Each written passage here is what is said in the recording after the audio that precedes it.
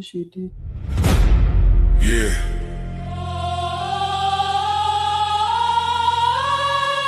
This ain't no handouts. No shortcuts. No middleman. No middleman. No middleman. No middleman. Middleman. No middleman. No middleman. Middleman. No middleman. No No middleman, I get it direct. Pressure talk, I don't deal in the flex. Cut the line, I don't wait, I collect. If it's mine, I'ma claim my respect. No middleman, I move with intent. Boss moves only, every dollar was spent. No favors, no deals, no rent. Built from the ground, now the whole game bent. Started with a vision, had to cut the distractions. No handshake, just results and reactions. They was talking plays, I was making it happen. Turn losses to losses, defeated the passion. Disclaimer: this broadcast is intended for commentary, discussion, and entertainment purposes only. All topics and statements are based on publicly available information, including news reports, social media content, and third-party sources, which may include allegations or unverified claims. The views expressed are opinions and should not be interpreted as confirmed facts. This content is not intended to harm, defame, misrepresent any individual, organization, or entity. Viewer discretion is advised.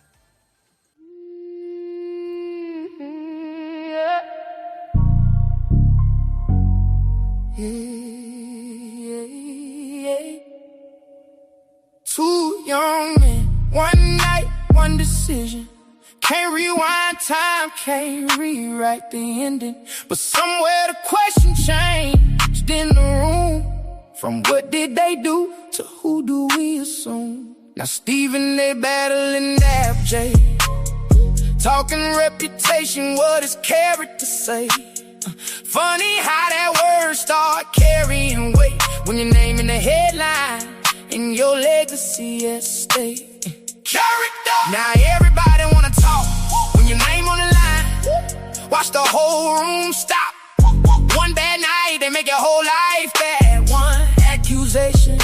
Ooh, now you fighting for your name back.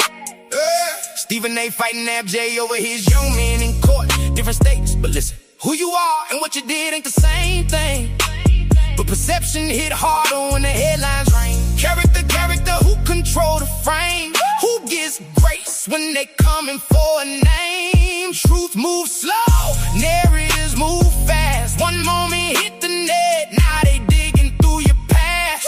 Courtroom cold, judge drawing that line. Can't dump a whole lifetime in one point in time. Reputation ain't proof, history ain't the act. Character ain't automatically evidence of fact. The internet got the gavel, one clip, one post, now your whole life unravel. Headline loaded, everybody choose war. Nobody asking what the evidence support. One mistake, that's who we always been. One good deed, he can never have sin. Both sides reaching, both sides choosing. Truth in the middle while the timeline moving. That's Stephen A. saying don't play with my name. NABJ criticism, put character in the frame. Defending his record, defending his work, saying look what I built for you, drag it through dirt. I ain't picking no winner, that ain't the mission. I'm holding up a mirror to the contradiction. When it's somebody else's character up for debate. When it's your reputation, character carry weight. Tell me who gets grace, who gets their whole resume put back in place. Who gets one moment, who gets their whole past. Who gets context when judgment moving fast. Different situation, don't twist what I mean. I'm talking about the principles sitting between. We love redemption when it's somebody we choose, but somebody we don't like, no benefit to lose. Possessing dressed up can resemble a fact. Repeated enough, nobody checking it back. Algorithms pushing whichever side gets clicks. Anger make money, new ones don't hit. No verdict from me, no innocent, no guilty. I'm watching where the facts in and assumptions get filthy. You own truth, then truth gotta cut both ways. Even when it challenges the side that you praise. Can't scream no more character when they come for you, then deny that same question when it's somebody you don't choose. Two young men, one irreversible night. Stephen A. Smith, one public character fight. Different circumstances, different stakes, but one word, keep controlling the debate. Character. perception gets to write who they are. 2 men, 1 night, one decision that can never be undone. And in the courtroom that followed, the entire fight wasn't about what happened. It was about whether you'd ever be allowed to know who they were before it did. Because the law does something strange on purpose. It walls off who you are from what you did in one moment. It says a jury doesn't get to hear about your reputation, your record, your character, unless both sides agree to open that door. That's not a technicality. That's the law protecting a truth we forget every single day. Who you generally are and what you did in one moment are 2 different questions. But we don't live like that. Out here, we conflate them constantly. One bad night becomes your whole story. One good deed becomes your whole excuse. We let a single moment stand in for a lifetime in courtrooms and comment sections and how we judge the person next to us. And tonight, that's what we're here to unpack. Not who's guilty, not who's innocent. That's not our show. Our show is this. When perception gets to override truth, what does that cost us? Yeah. You're not rocking with the realest podcast in the room. No middleman. Souls. Soft rain. Uncle Plug. Let's go. No middleman. There's news today in the Karmelo Anthony case. The Collin County DA, his name is Greg Willis, is speaking out for the first time since Karmelo Anthony filed this motion for a new trial. They filed it right away after the conviction. It was July 7th they filed. As a reminder, last month, a jury rejected Karmelo's self-defense arguments. They found him guilty of murdering 17-year-old Austin Metcalf after stabbing Austin in the chest for no apparent reason at a track and field meet in April of last year down in Frisco, Texas. Both of the boys were 17 at the time of the stabbing. That same jury sentenced Karmelo to 35 years in prison. Then Karmelo got a brand new legal team right after the conviction. And one of the arguments the brand new legal team is making on appeal is that they want a new trial. And one of the arguments that they're positing is that the prosecution, they say, breached an undocumented pretrial agreement between the prosecution and the defense, in which both sides allegedly pledged not to introduce, quote, character evidence, character, reputation, or extraneous conduct evidence concerning either Austin Metcalf, the victim, his brother Hunter, his twin brother, or the defendant, Karmelo Anthony. We're not going to do character evidence on any of these. And the defense really wants us to know in their filing that they had negative things they could have said about Austin, the dead 17-year-old, and his brother. And they list some of it there. Like, oh, we held off because of this gentleman's agreement. And we were told that the prosecution would hold off with respect to Karmelo. The filing describes the agreement as, quote, off the record, which is a weird term because we use that in journalism, but it's atypical in a legal proceeding. I mean, like a secret off-the-record agreement between the prosecution and the defense, what we're not going to introduce in a case involving a 17-year-old potentially going to jail for the rest of his life. It's weird. All of it's weird. But now Karmelo's lawyers claim that the prosecution violated the agreement in the course of the trial when they informed the court on the final day of testimony that the pact would not apply to Karmelo Anthony if he took the stand in his own defense. And they also said, by the way, Karmelo's attorneys, they were the first to breach this deal if we had it, because they opened the door to character evidence when in their opening statement, they mentioned that Karmelo Anthony played chess. So if we secretly had an agreement not to offer any character or extraneous evidence about, who these kids are in their free time, why'd you mention that? Now, according to Karmelo Anthony's lawyers, Karmelo then only had 10 minutes to decide whether or not to testify after learning that the prosecution might indeed bring up character or reputation in a cross-examination of him. And he ultimately decided not to take the stand. They're suggesting as a result of knowing the prosecution was going to introduce character evidence. That decision was incredibly controversial since his entire defense was self-defense. And, you heard here and elsewhere, a lot of lawyers say you can't really effectively make a self-defense claim without testifying, without having the defendant testify. So now this is his defense team trying to justify their decision. So Karmelo's trial attorney was a guy named Mike Howard. He's not part of the appeal. We introduced you to this guy. Remember, he had that little video like, oh, geez, I'm just a sweet guy. I'm like this nice guy who gets along with opposing counsel. In fact, we have that. I'm going to play part of it, not all of it. It's 20. Watch here. So what kind of lawyer do you want? Do you want an aggressive junkyard dog who's going to fight for you hard? Or do you want somebody who has a reputation as, easy to get along with?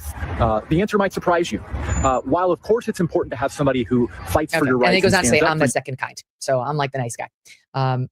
want to keep going. So that's Mike Howard. Now, he's not part of the appeal, but he was the trial lawyer. And he wrote in an affidavit that his client's decision not to testify was, quote, a 180-degree change in the defense strategy. And it was a direct consequence of the breach of this gentleman's agreement. So now the DA is speaking out and disputing what's in that filing, as I just outlined to you, speaking to CBS, CBS Texas's J.D. Miles, who obtained the trial's transcripts. Watch here. It's clear that many of these claims don't match what actually happened in court. Collin County DA Greg That's Willis DA. says the trial transcripts obtained by CBS News Texas refute those claims when the judge and attorneys met behind closed doors during the trial to discuss whether Anthony would take the stand. During a discussion about the agreement, Howard says, I agree that deal, for lack of a better term, has held. I believe both parties have abided by it. The agreement became a problem for defense attorneys because it would limit what they could ask Anthony without violating it, and because Judge Roach was not bound by it, telling both sides, I am not here to enforce agreements between parties in a criminal case. If asked to make a ruling, it will be based on the rules of evidence. So, by the way, you heard him there saying the agreement became a problem for the defense attorneys because it would limit what they could ask Anthony, defense attorneys, could ask Anthony if he were to take the stand. So the defense could not introduce, you've never been in trouble before, have you, son? They couldn't do that. And they, according to that report, they were the ones who were upset about that deal. CBS Texas also reports that the transcripts refute Karmelo's claim that he only had 10 minutes to decide whether or not to testify. Howard's new affidavit says he was 99% sure before the trial that Anthony would testify. He blames part of the reason he didn't on being rushed during the closed-door hearing and the judge declining to extend our time beyond 10 minutes. But the trial transcript shows that behind closed doors, the judge gave Anthony a lengthy explanation of his rights and that the defense had more than a half hour beyond that to consider their next move, even allowing Anthony to consult with his parents before telling the judge, I don't want to testify. Did you think you had ample time to talk to your lawyers about that and got feedback from them, feedback from your family? You have had enough time to make that decision. Anthony replied, yes, sir, we did. What was your reaction to seeing this affidavit? I was surprised, I was disappointed, and frankly, a little confused. I mean, I was there for every minute of the trial, and Bill Wersky and our prosecution team, they conducted this case so fairly and cleanly and professionally. We asked Karmelo's new legal team, as well as his trial attorney, for comment on what the DA said there. We have not yet heard back. We'll update if we do. The DA expressed confidence that Karmelo's conviction would be upheld. CBS Texas reports a hearing on the motion for a new trial could be held as early as next month. Still with me, attorneys Arthur Aidala, Dave Ehrenberg, and Matt Murphy. This is a juicy. So we're going to stop there. Welcome in everybody to the No Middleman. We're going to be speaking about character tonight. And I wanted to start off with this because Karmelo Anthony starting Wednesday, the 19th and the 20th, they're going to be not really fighting for a new trial because he will get another trial, but they are trying to put in new motions to dismiss the previous trial due to things of this nature. With that being said, I do want to bring up something for you guys. This is actually from Yahoo as well. Yahoo News talks about the Karmelo Anthony case. They're claiming that the attorneys claimed a secret gentleman agreement hurt the actual defense. So for those who don't know, and I don't know if this is new to y'all, it's new to me. But new to me. So they actually shook hands. The prosecutor and defense agreed that neither one would speak on either one of the kids' character, not the Metcalf family children character or Karmelo character. It says more than 2 months after Karmelo Anthony was found guilty of murder, Texas teen Austin Metcalf, a news report that Anthony's legal team entered into a gentleman's agreement that prohibited certain evidence from being presented to the jurors. So it goes on to talk a little bit more there. You guys can go on Yahoo News. It talks about that it blocked the information because they wanted this not to be a trial about each person's character, but about the incident at hand. Now, we can't play Tuesday or Monday morning quarterback, but it sounds like that would have actually helped Anthony's case more than it would have hurt Anthony's case. With that being said, there are some things too that probably could have been said about, the Anthony family or questions they could have asked. What kid hasn't been in trouble? Not every kid is in trouble with the law, but there's something that could make you change the way you look at a person due to their character or things that they have done in the past. On No Middleman, Souls always speaks about your character will perceive you. Like your character will get to a place before you get there. That was something I learned early in my military career, is that the way people think about you at one place will already be told at the next place before you get there. So a lot of times you're playing recovery, depending on what your character was like, or you going into a good situation that's going to just lead you into an even better situation. So just wanted to get your guys' thoughts on this because, again, Karmelo Anthony dad actually put a post out on Facebook for those who are on Facebook, which I thought was a very powerful post about asking everybody to unite and be together. They talk about it on that video. They actually played it and read it. But he's asking everybody to come out to the courthouse in a peaceful protest, but just to be able to get a better outcome and show that he wanted his son to see everybody who was actually standing up for him in person. So for anybody who's in the Frisco area or in the Texas area that would like to do that, I would highly encourage you guys to go down. Because anybody who's been watching No Middleman, I knew he was going to get time, but I don't think the young man needs 35 years in prison. That's my opinion. But with that being said, how do you guys feel about this gentleman's agreement that blocked a character reference from being talked about on both sides? And do you guys feel like this could have possibly had benefited Karmelo? And how do you guys feel about it in totality? I would say it would have helped. It would have helped him. Yeah. Because the things that I heard about the Metcalf kid was him and his brother, that they were both like kind of bullies. You know what I mean? Like they was kind of the quote unquote tough guys around the school. So it would have justified in a sense of why he was, but they didn't go to the same school, but that narrative would have, probably lessened the time that he received. Yeah. Had they known that type of character from the Metcalf kid. So yeah, that hurt. I think that hurt his defense. But his attorney to do that was kind of, I would say, silly. It was kind of silly to make that agreement. I don't understand why he would do that, because I mean, from my understanding, Karmelo's never been in trouble. If I'm wrong, somebody please correct me.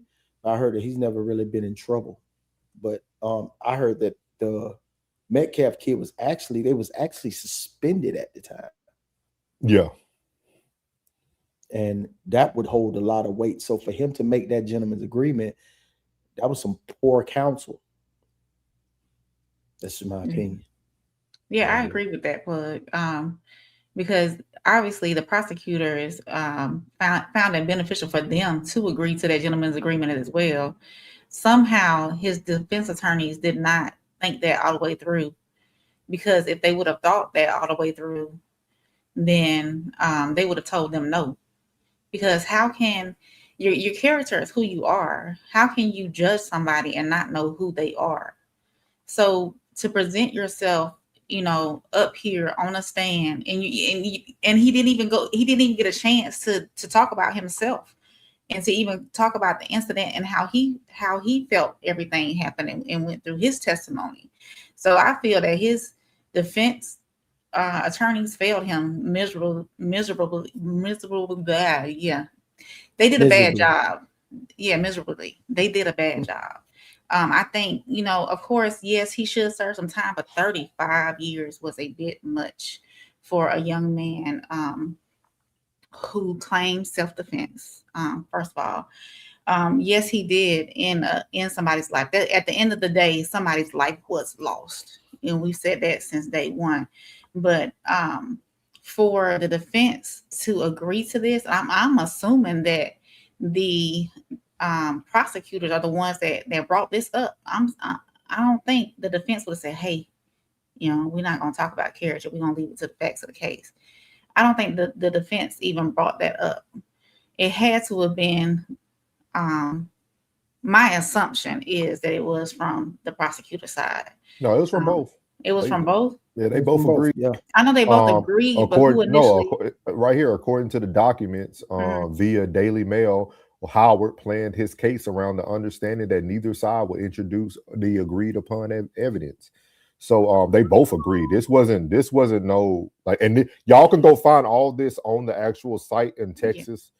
You could actually, these are public files now. Like you can go see all the transcripts. You can see all this information. So they both agreed. It wasn't one-sided. The only thing people didn't understand, even the judge said it. Like, I'm not here to honor handshake agreements. Like, yeah. So I have wonder a question what, for both of y'all. Go ahead. Do you think that Just we all are in agreement that was kind of dumb on the defense side of the fence? Are we on the same page? Yeah. That was kind of a poor move. A horrible move. Yeah. So would you think that they all in cahoots? Of course. But we also talked about this, right? We talked about the black attorneys that didn't want to touch Karmelo prior to this. Yeah. Like, he finally got him a good team now, and people who are pushing back, looking through the files. But you think about a lot of this possibly could have been prevented. Yeah. He could have been coached. He could have been coached better on how to actually present himself. Because you got to think about it. Hey, talk about me, because they're gonna have to talk about them too. Yeah. like I look at, like, I'll take that. I'll take that battle. You know what I mean? My character versus your character. I'll take that battle.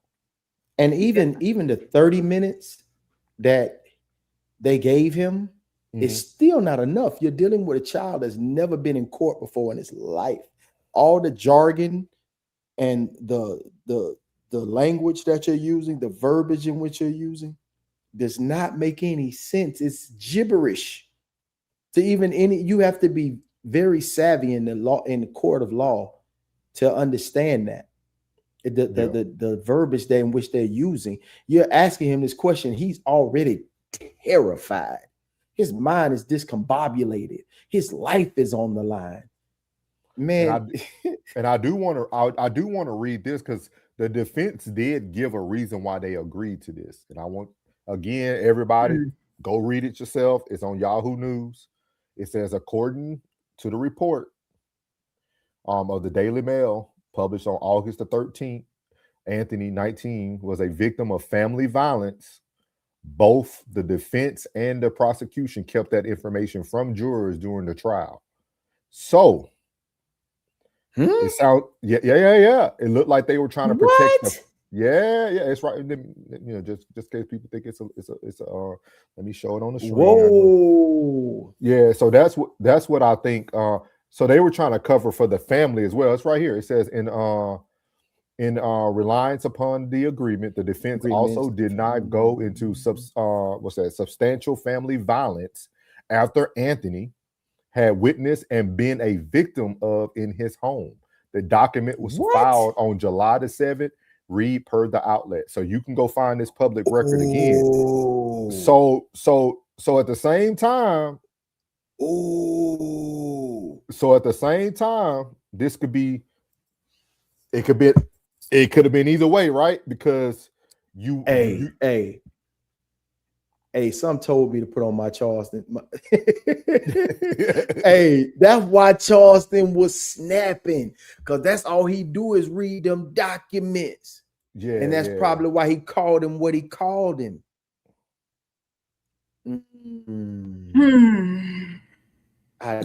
So you think about it, right? They just didn't sit down and talk to Karmelo. They said he had time to talk to his parents. So I'm sure at the same time they sat in their hallway and said, "Hey, if you can't bring this up, if you take the stand, they're going to start judging your family and your upbringing. That's going to look like you come from a violent household. It's going to look like you did this because you." So this is, again, here at No Middleman, we're going to, I'm going to follow this. Like, I'm going to follow this new trial all the way through. Like, because boy, you just gave me something that changed the whole. Damn, that changed the whole. But I will say this, guys, and I'm trying to do better at this. I will say this though, it's still not right. I don't care what he went through at home, at his house. It doesn't justify 35 years. No. So again, I would have took Let's put everything out on the playing field. Mm-hmm. Because I'm sure if they went into Metcalf, they both already had allegedly DV and stuff, right? Apparently, like they both come from violent. Yeah. So I think it's one of those win-win. But I understand as a family, you got to come in and present as a unit and understand how you want things to look. With this being said, I kind of hate that this even got out now, though. Yeah, I don't like that because you know what I'm saying. Yeah, I know exactly what you're saying. But but you know how angry you would have to be. You know how much disdain you have to have in your heart to want to break your father's arm. I agree. That's a lot of anger, bro. Yeah. I definitely agree, especially at a young age. That was one. Pressure. That was one of the things that had me leaning so far toward the self-defense situation, because I knew of that. So if especially just seeing that, just anything being, because I was an angry kid. I was an angry kid, and the force in which I used, even in situations that should have been lighter, was like, whoa. You know what I'm saying? So I can just imagine that young kid. Man, this is an unfortunate situation, man. Yeah, a life was took and two lives were lost, but this is unfortunate. Yeah, but I also think it's very important for you guys to really catch on to the theme of the night, right? Character. The who, the why, the what, because again, the reputation of a family also affected a young man. You see what I mean? Something he witnessed in his household, right, that he had no control over, possibly affected the outcome. So even when we start thinking about situations fully on, everything you do today affects tomorrow. I know a lot of people look at certain things as like people backing down or not being confrontational, but I always tell people I'm going to live by this. Your character will perceive you. I'm telling you. And silence is golden.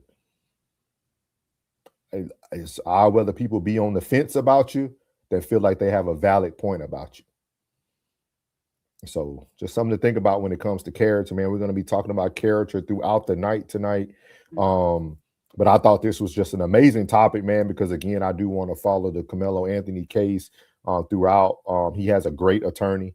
He has a great legal team here in Dallas-Fort Worth now.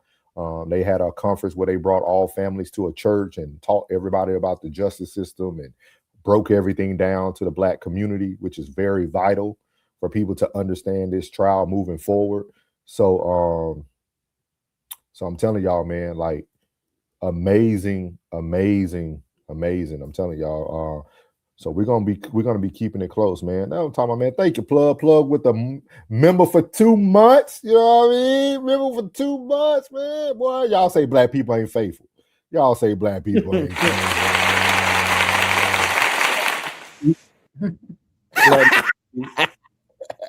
And shout out to Plug, man. Plug for the 19 ball putting this show together.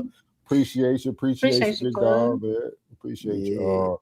So we're going to read through some of these comments unless y'all got anything y'all want to add on the tail end, but we will be following this very closely on No Middleman. Yeah. So, man. All right. Rain, let me see where I can start. We appreciate everybody in too on Facebook side as well. I try to acknowledge y'all because it's a smaller pool, but shout out to everybody in the chat. Skull, Penny, Super Matt, Jen, Marty, Miles. Happy birthday to Miles, y'all. Everybody say happy birthday to Miles. It's your birthday. It's your birthday. Happy birthday to you. Hey, happy birthday, Miles, man. Y'all shout out to Miles, man. Miles, put your Cash App or something in the chat. Y'all pay that man for his birthday, man. Buy him a drink. Yeah, buy him a drink tonight, man. We appreciate you. Buy you a drink. So we're gonna get started here, right there. Penny said that double speak is strong within her. Gun show, hey Gun show, somebody who's going to fight. Talking about the new team. Penny said the things that are done in the dark. Penny said, so when the lawyer gets some charges or get some consequences, I'm just saying. Yeah.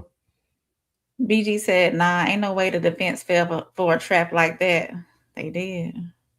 Penny said, like and subscribe because we care about character. Yes, indeed. I like that one, really. And BG said, prosecutors and defense shook hands, but the court of public opinion, witnesses, etc., didn't. Yeah. Wow. Penny said, no 35 years within the OF model. Oh, when the OF model got 6. Yeah. And Penny, I want to shout out to Penny because your comparison has been used all over the internet. All over the internet. All over the internet. I have seen over 300 different shows comparing Karmelo Anthony's case to this OnlyFans case. So shout out to Penny, man, for that comparison, man. Gunshow said it could have helped him. Yeah. Until we got that last piece of news. His attorney seems like he really didn't have his back. Sko said if they were suspended, they wasn't supposed to be on school property. That is big facts, Sko. Super Mac said, sup, oh. What's up, Super Mac? Penny said that's not complete representation if they making deals to exclude info. I guess it's just the American way. Penny said, what's up, Super Mac? BG said, if my life is on the line, you better not depend on a handshake agreement. It's like he had a court-appointed attorney or something. That's big facts. That's big facts, BG. Miles said Anthony was probably misled. Misled, misguided, misrepresented, all that. BG said this is utter foolishness. Penny said crazy part is he said the parents agreed to it as well, but he was a victim though. Supermax said Penny sharing a live 100. Penny said so fam sold him out.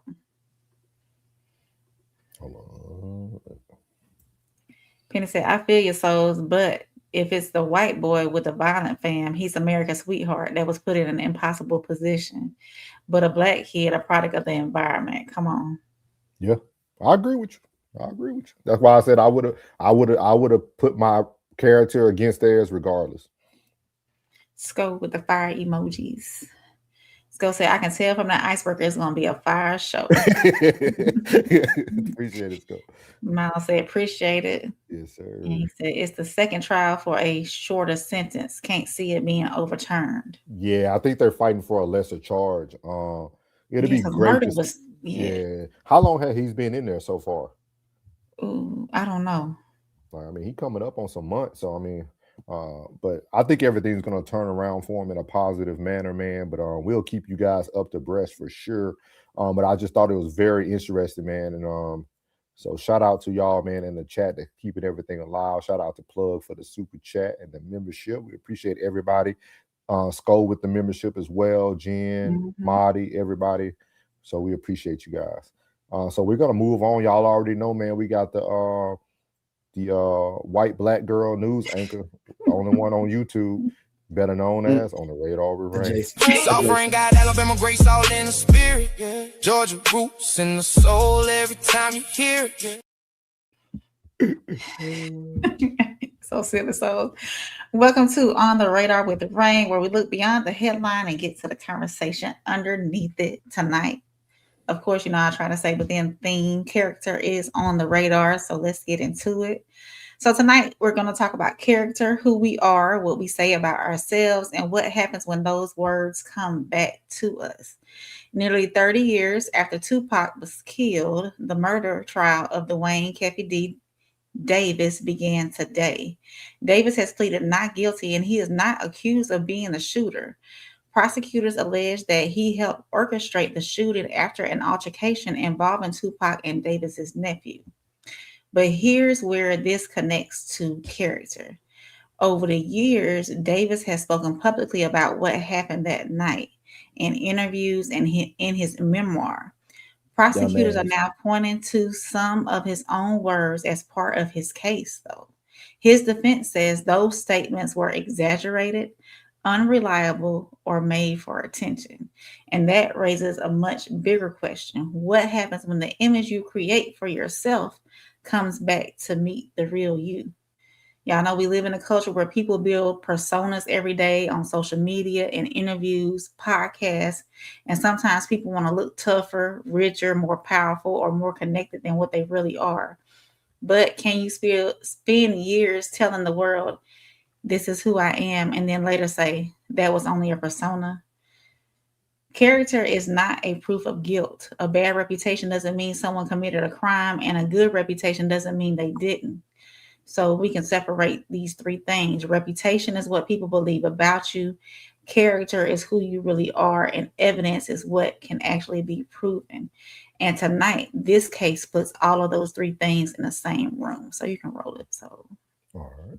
Las Vegas trial underway in the murder of rap star Tupac Shakur. It's happening 30 years after that moment. This is a live look inside the courtroom here behind me, where opening statements kicked off just moments ago. So prosecutors say former gang leader Dwayne "Keefy D" Davis orchestrated the 1996 killing in Las Vegas. Davis says he's not guilty to the murder he's charged with. Live now to CBS News legal reporter Katrina Kaufman. So Katrina, what have we heard so far in the proceedings? So the prosecutors are laying out this case, Reed. They're giving the whole history of these gangs in LA in the 1990s, Mob Piru, and then the Southside Compton Crips, and basically the boiling point that led to the shooting of Tupac Shakur, which is ultimately this murder charge against Dwayne Davis. They do not claim that he is the one that pulled the trigger, Reed, but they do say that he was a part of plotting the killing of Tupac Shakur and then handing over the gun that was used by his nephew, Orlando Anderson, they allege, to ultimately kill Tupac. So they are detailing all of the events that happened leading up to that night, including that all of them were actually at this Mike Tyson fight in Las Vegas. We saw some video where you can actually see Tupac Shakur and Suge Knight, who was the CEO of Death Row Records, beating Orlando Anderson, that is Dwayne Davis's nephew. And there were events that led to that moment. We see this altercation occur, and they say Tupac's death was ultimately a retaliation for Dwayne Davis's nephew being attacked that night. So we're also hearing, Reed, Dwayne Davis's own voice, because there's this 2008 secret interview that happened with a federal task force. And what they were actually investigating at that time, we're learning, was the death of Notorious B.I.G. They weren't looking into Tupac, but we do have recordings that are being played for this jury where you hear Davis talking about what transpired that night. So we're already getting some of the salient evidence in this trial laid out just within the first 30 minutes of these opening statements. Are you also getting a sense of what's expected from the defense? I mean, what we believe the defense is going to ultimately argue is some substantial evidence here, Reed, is a memoir that Davis wrote where he actually appears to admit his role in the shooting of Tupac Shakur. What the defense is now saying is that this was something that was made up. He says a ghostwriter wrote this book and that really he was just trying to get book sales, make money. He's even claiming, I believe, that he wasn't in Las Vegas when this happened at all. So they're absolutely going to be trying to find ways to poke holes in the evidence that the prosecution is laying out. But first, we will get to see the prosecution's case before the jury. yeah. So how much responsibility do we have for the version of ourselves that we present to the world? And should our own words be used to judge our character? I ain't listening to nobody who names himself after some commissary item. Y'all know what Keefy is. Keefy is the company that brings commissary items, honey buns, potato chips, pickles and shit into the prison. I can't. How can we really trust the man who names himself after commissary items? Fuck, come on, man. Come on, man. And then he took a deal, a proffer, which makes you a queen for a day. That's amazing. Yeah, it's been 30 years, y'all. 30 years. That's crazy. That's what I wanted to ask you guys about. Why do y'all think they're still fighting this 30 years later? What's the significance behind Tupac? Because I think after all this time and it's gone so quiet, so I'm gonna be the one. I'm gonna be the one to climb that tree and shake that limb. They trying to get Diddy. He been quiet for so long. Ain't nobody said nothing about him. He been laying low. He paid for that hit. I don't care, bro. I've been at this for so long. So long. And I know he paid for the hit. And while they got him in custody, they want to go and bury him. Somebody's still pissed. Somebody's still mad about that. Okay. Somebody's still shuffling some paper around. It's still some money being shuffled around about this. Trust me. Penny said discretion. Yeah, I don't know, man. I don't understand why everybody want to write a book. Everybody want a memoir. Everybody want to write a. Yeah, like even Fauci, right? You're writing down in your journal. Well, why are we writing? Why are we writing down all these bad things we doing in life? Like when did that become I'm despicable. You want to read about it?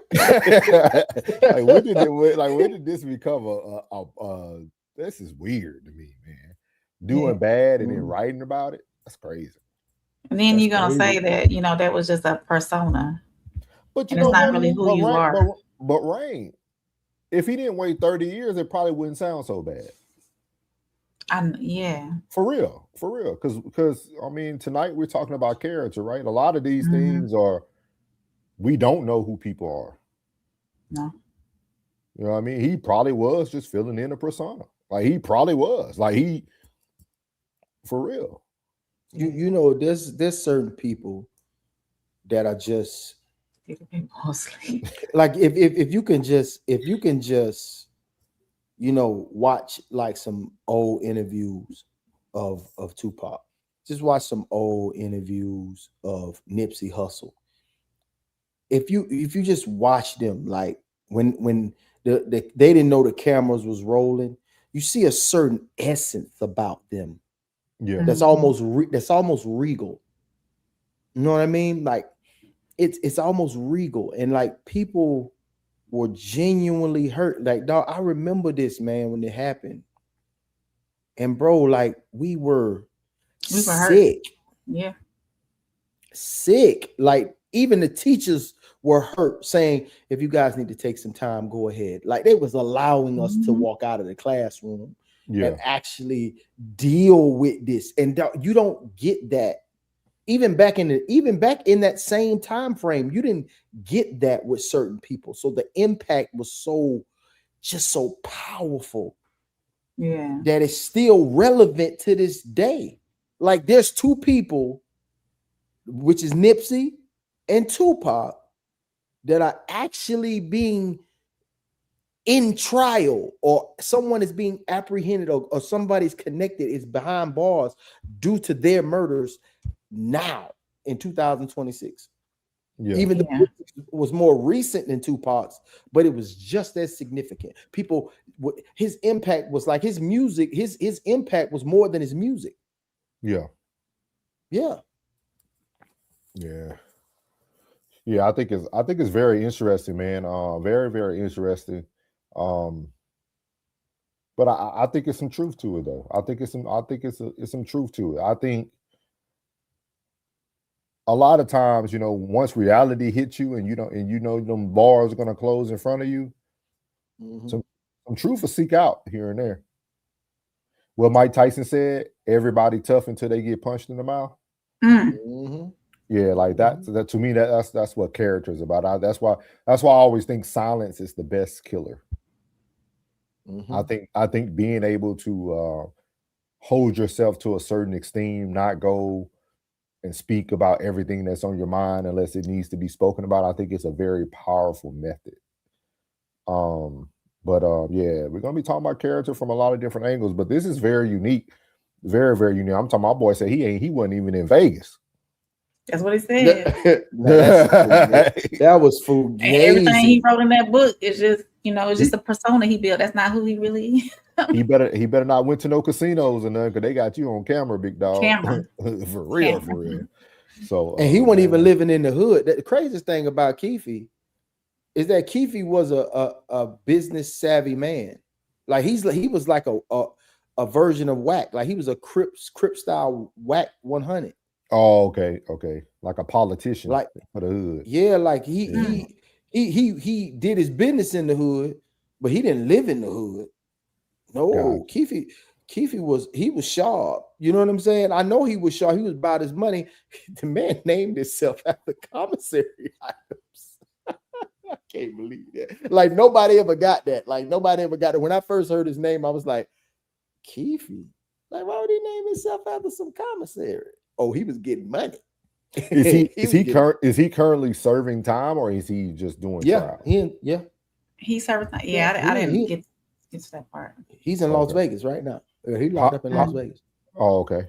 On that case. Yeah, because that's where it went down. Yes. Oh, okay. Yes. Okay. It went down in Vegas. Okay. Yeah. So is he already doing life anyway, or? No, I didn't get that. He hasn't gone to trial yet. He hasn't gone to trial yet.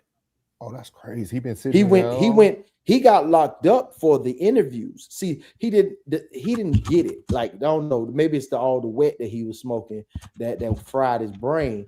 But it's called a proffer deal, which is a queen for a day. So those evidence, with the evidence, and plus he went down right around trial time for Diddy. So that's why I feel the connection is. They trying to get him to get up on that, which he said it before, that he didn't get all the money that Puffy sent. He named Diddy several times. He got locked up on September the 29th of 23. Mm-hmm. Okay. So he's been in there for just 3 years. Okay. Mm-hmm. All right. Cool. We're going to keep. We're going to Plug and Rain. Y'all might need to do a little update on this. Plug seems pretty in tuned. So I've been on this case for a long time. Been on this case for quite some time. Okay. Cool. All right, y'all. That was On the Radar with Rain. Make sure y'all hit that like button. Make sure y'all subscribe. And if you're catching this on a rewatch, leave your thoughts down in the comment section. Sovereign got Alabama grace all in the spirit. Yeah. Georgia roots in the soul every time you hear it. Yeah. All right, so we're going to get to some of these, get the banner down real quick. We're going to get to some of these comments, and then we're going to be moving on to our next segment, and that's going to be the real spill with Plug. So let's get it here. Let's see. There you go. Penny said, the sins of men are always recorded in the pages of history. Put it on a t-shirt. Said, if I do bad, only God and I know about it. I'm an angel. Skull said he had Biggie killed too, all alleged for content creation purposes. Mm-hmm. Miles said for sure a Diddy thing. Penny said that's how we keep time by tragedy. Hey Kelvin. Kelvin said, hey Rain. Penny said, Rain, Kelvin in the building for you. Welcome. Where you been, Kelvin? Because it's been a minute. Hey, Kelvin, your resume ain't looking too hot, big dog. You seem very inconsistent. Kelvin, get to that paper. What you do for a living, Kel? Kel, what you do for a living, Kel? BG said he wrote a book bragging. Now they're using it as evidence. Same with rappers and lyrics. I was just gonna say that, BG. They doing it to the rappers right now. Yeah, Marty said they always take out the greatest influencers to our people. But Mary, I ain't gonna push back. Well, them guys was prolific. Those two, not all of them, but those two, yeah. Now, I know what you feel. I know what you want to say. No, go ahead. Not all of them, but those two. You know what I'm saying? Like, if you do listen to their interviews, I'd rather listen to, even though I like Victory Lap. I love Victory Lap, to be honest. But no, I'm a huge Nipsey fan. I like Nipsey. It's hard for me knowing who Tupac really was. Everybody's giving him his persona, and that's what made him famous. Tupac was in dancing and arts and drama and ballet. Yeah, he was in arts and drama. Yeah, like he wasn't a street guy. The environment, like, let me see, the environment shaped his mind. He was a, like what they say, a hood reporter. You know what I'm saying? I'm gonna tell y'all this. If y'all need a lawyer or an attorney, get Plug on speed dial. Definitely. Plug will stand 10 toes down. I'm telling you, man. In the paint. Plug will be and he will go in the paint so hard for you. Yeah.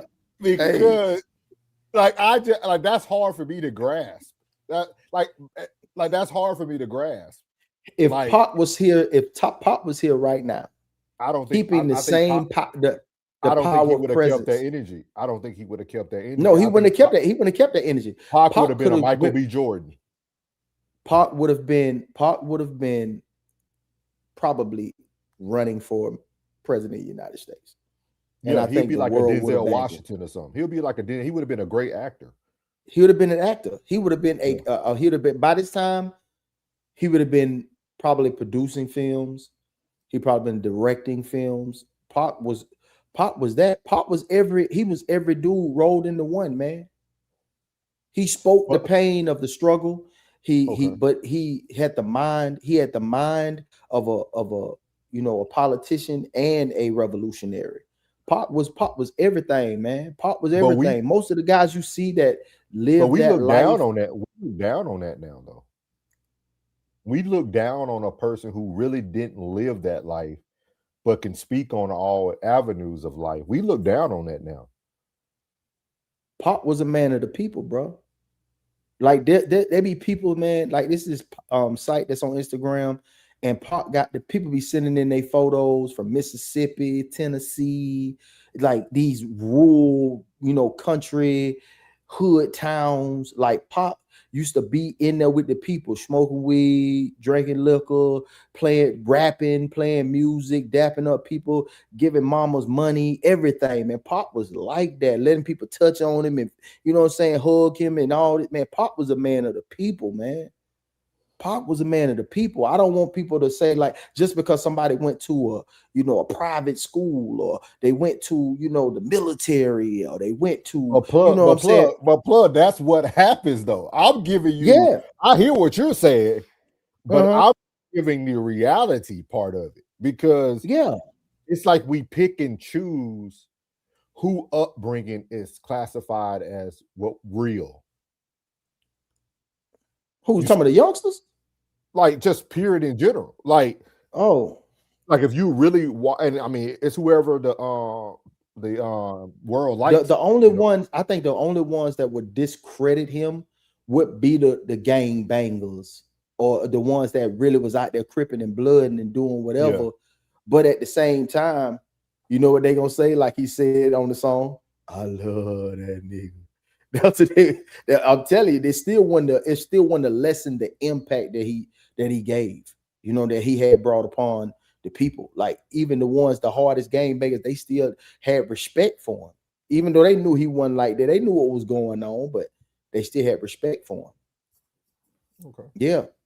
So that's why I knew that hit came from the outside. That hit came from the outside. It had to, because nobody on the inside would have did that, because Pac was different. He was different, bro. It be them dudes, man. It don't matter what their upbringing was or where they started at. It's like, when you got around them, was they a genuine person? That's why I say, like, being real is being a genuine person, genuine, authentically you. You know what I mean? Like Scotty is genuinely him, bro. He ain't changing up. That's him. You authentically you. You ain't changing up.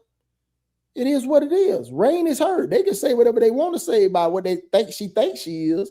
She's authentically her. That's her. But you see where I'm. So let me ask y'all this before we all want to hold up the show, because these are good questions. We're gonna have to come back to this, y'all. We're gonna have to do a whole series, because I'm very intrigued. I'm very intrigued by these conversations, because, like, my brain thinks, would Pac made it in today's society? Because our society now cares about, you got to stand for everything that falls under that umbrella. Once you disagree with that umbrella, which we're going to talk about in a few seconds with Stephen A. Once you don't fall under that umbrella no more, they let you go. You got to get wet now. You see what I mean? Like, I wonder, was it just perfect timing for Tupac? Do you see my? The lens different over here at No Middleman. The lens different. You know what I mean? Like, the lens is different. We see things differently. You know what I'm saying? Than most folks do, because we also in a different age bracket. With age come wisdom. You know what I'm saying? So you can't fault the ones who, even if they're of age, don't necessarily mean they're of wisdom, or they've really seen enough. Like, most people, sometimes they done seen a lot, but what they've seen hasn't really affected them to make that change, to cross over into that wisdom. Yeah. To know that every fight ain't meant to be fought. To know that every argument ain't meant to be won. To know that everything ain't always what it seems. Knowing that everything ain't always as bad as it is. And everything ain't as good as it is. I would highly encourage people, man. Start sitting in some different rooms around different people, man. Yes, sir. Watch people do 35 years of their life behind bars the hard way. Like, tell a plug. Like what you like. I don't like. I really need to start understanding. And Plug says it not to me, but he says it on his content. I have to start understanding how blessed I am with the men that I have around me. Like I really think I have taken it for granted for 40 years of my life, dog. Like when Plug came over, like when you sit around what I get to sit around, I witness people go the worst route. I witness a man do things that some people probably would call perfection or perfect father and all. Like I have so many displays of men in my life, and like I have to stop taking that for granted. I really have. You to see how when that conversation was going, you saw how it was going. Yeah, a lot of us like, nah. Yeah, you know what I'm saying? Like, because the perspective, and it's like the perspective is different. Because it's like, yeah, I know what you're talking about, but nah. You know what I'm saying? But most of you like, yeah, I feel you. Yeah, I understand. Yeah, it should have went there. Nah, I'll go with that. You know what I'm saying? It'll always be a 80-20 when you have a different perspective. You know what I'm saying? It just depends on what side your 80 and your 20 is on. You know what I mean? Sometimes everybody might be jail. I'm supposed to be dead or in jail just with the lifestyle that I seen and lived in. What was around you? Yeah. Like my surroundings were not success. But that's, you know what I mean? Like you got to think about it. I lived with somebody that, you know, we loved that was on the run. You know what I mean? Like it's a lot to it. You know what I mean? He said he gonna come on. He gonna get with you too. But like, oh yeah. Yeah. Like I think I really got to stop taking that for granted. That's something I've been thinking about over the past few weeks. I was like, man, what I get to sit in every day are the people that I can pick up the phone to call. I know that I'm blessed. Like I'm extremely blessed. Like my outcome is literally the men who have been in my life. Like truly. Like so, I appreciate that. I appreciate that. But Plug says it a lot without saying it. I hear it on his content all the time. Like I think sometimes it is just the lack of having men in your life, not fathers. I'm talking about men, just men, just straight men. You know what I mean? Like watching like me, Plug. See, like me and my brother-in-law, man, we can disagree, but in such a respectful manner, dog. Like and like just a whole different banter. Like nothing never goes past this. It's just two cars passing in different directions. That's all it is. No friction. We might honk and wave at you. You know what I mean? Like it is just. I enjoy it. But then everybody could come back around too and see other topics in the same light together. Yep. Boom. But we might disagree over here. But man, I see what you're saying over here. You know what I mean? So like, man, it's fabulous. Blessing, man. It's super fabulous. Blessing, man. Yeah. That's why I want to have that goddamn. I want to have that family reunion for real. Like everybody that be in the chat, come on. We're gonna have a big old nice little party, man. We're gonna kick it. Y'all need to come on through, man. Y'all come on through, man. BG said just research Kefe commissary. Keefe. Hey, am I lying? Hey, BG, was I lying? And it was owned by Bushes. I think it was owned by the Bushes. Oh, okay. Kelvin said, gave you a light rain. Thank you, Kelvin. Appreciate it. He only gave Rain a light. I think he's on. So I think he's on your channel. I don't matter. We just messing with you. I know. Highly intuitive. Thank you for coming in. They said age of Aquarius is in full effect. Old stones will be turned. Okay. All right. Kelvin said, I'm retired, brothers. Graduated from UPS. Okay. UPS, girl. UPS up, same thing. I told y'all. Rain be covered about this education every week. I call it UPS. Y'all don't call it UPS? No. Y'all say UPS every time. I down never even heard nobody say ups. That's what we call it down here. Well, in Georgia, we be like, y'all seen that up truck going down the street? It's ups. So you used to drink that 7 UP? No, it's 7 Up.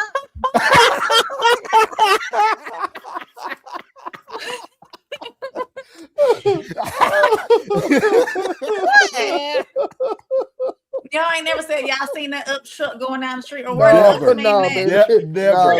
No. You gotta go ahead and read Kevin comment. You gotta go ahead and pivot. I know FedEx is a federal. FedEx stands for Federal Express. You not walk around here saying, "Hey, where's Federal Express at?" You say, "Where's FedEx at?"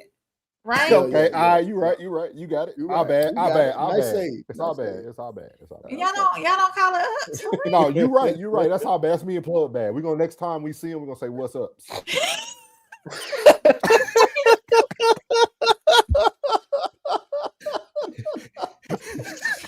Y'all, man. Oh, that's funny. I know it's United Postal Service. We got you. No, right, you good. I promise you, you good. Partial service. It's okay, Plug. Don't even give up. It's partial? Yeah. Oh, man, I love y'all. Y'all just don't know. Penny said, welcome in, Holly. Penny said, Pac acted so well, the hood accepted him. Hey, y'all, we covering. I got to get my mind wrapped around it. Me, Plug, and Ray gonna cover this whole Tupac thing. Yeah, we'll do that. Yeah. Mighty said Tupac was about his people, and he was about growing in a ball. And you saw his interviews. Nipsey was the same way. Mm-hmm. Superman said they don't have to take all. They just need to keep taking stars at will. It's demoralizing. Just open season. I see what you're saying, Superman. Mighty said is it the upbringing or how they present themselves and what they're bringing to society? It's about relatability. Okay, Marty, I hear you. BG said that last pic they snapped of him in that BMW is haunting. After the mask of adrenaline, say it, Plug. Machismo was gone. That's who he was. Penny said, I don't know if Pac could run for president with the Diddy files. What? Listen. I don't care what nobody say. Ray worse than me, dog. Ray is not no. You got me in tears over here, dog. Nah, I just thought about that picture, man. It's still that powerful, man. Hey, it's still that powerful, bro. We be so bad. Plug takes a moment before he pronounces things down.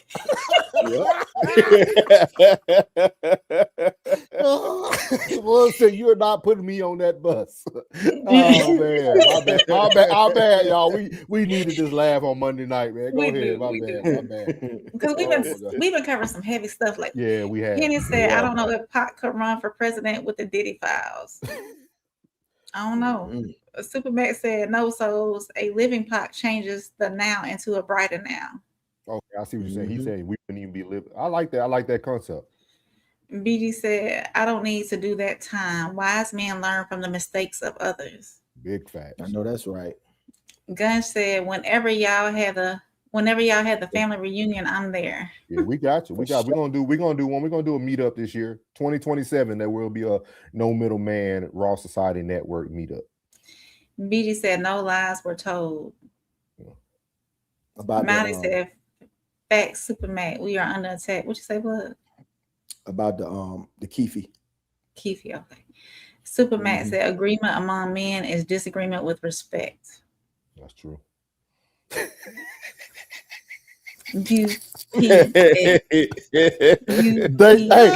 Hey, don't you do her body. Don't you do We're gonna make you a meme. We gotta make Raid into a meme. The UPS Superman said nice save rain. Penny said old school barbershop combo. Yeah. Miles laughing. BG said UPS is an acronym rain.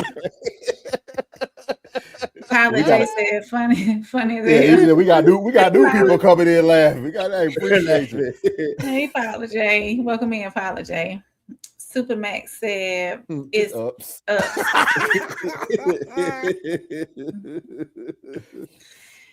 Mighty said, that's that Georgia education. Nah, that's that Alabama. I went to school in Georgia. Oh, she went to Georgia? Yeah. Gun said rain me to nap. No, I'm well rested tonight. I'm well rested, Gun. I needed one yesterday, for real. Jen said you on your own on that one, right? Jen, come on, Jen. So you ain't never said ups, Jen. For real. United Postal Service. Partial. United Parcel Service. Pilot said no, never said ups. It's UPS. Never. Gigi said, let it go, right? Pilot J said, Common Core in Georgia. Look, Pilot J. Let me tell you something. Don't do me. Hey, Pilot, Ray was waiting on that dude from that Everlast. Y'all remember Everlast? Everlast. You might not think college is for you. Oh, yeah. BG said it's a parcel. Oh, my God.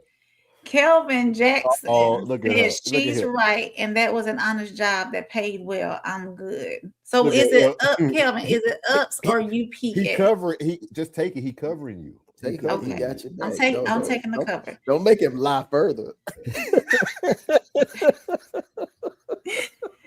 Superman said it's UPS rain parcel. Parcel. Is it parcel or parcel? Parcel. Man, y'all are on me tonight. Parcel. She said it's a battery. It's batteries like Duracell.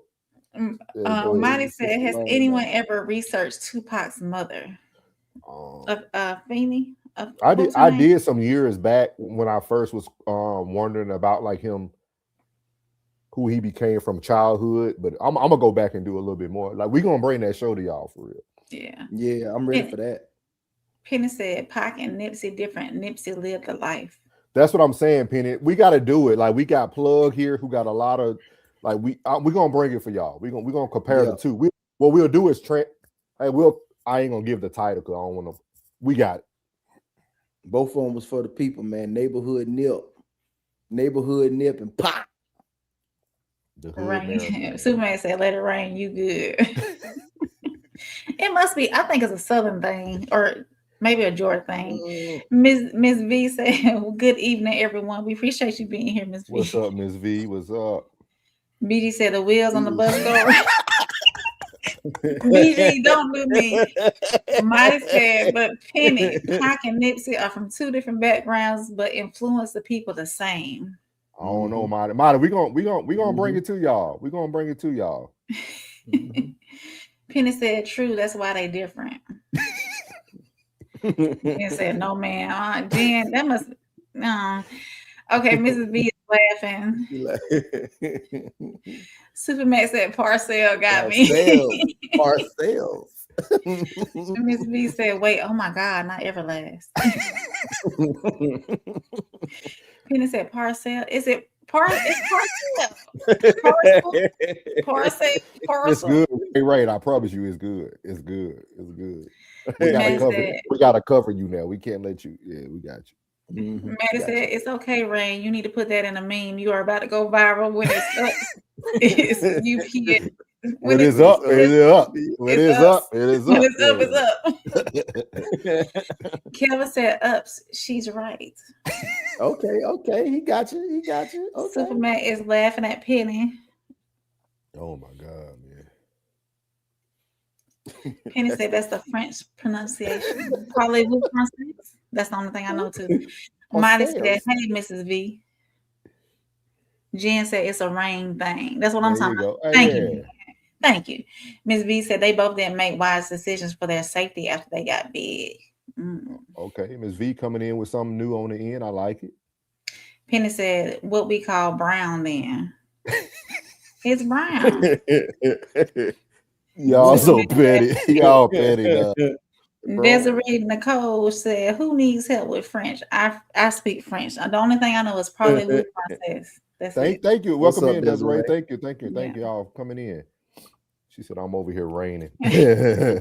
All right, man. We needed that, y'all. That was real good. Man. Yeah, man. Couldn't have it without Rain, man. So y'all already know. We're gonna make sure Rain says the word that Plug is about to do on the Real Spill with Plug.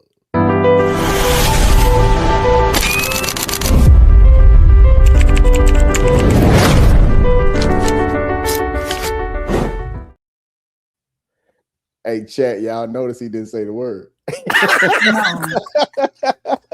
Compartmentalize. There you go, Ray. Go. Good job. All right. We done messed up the whole segment. Nah, you good. We good.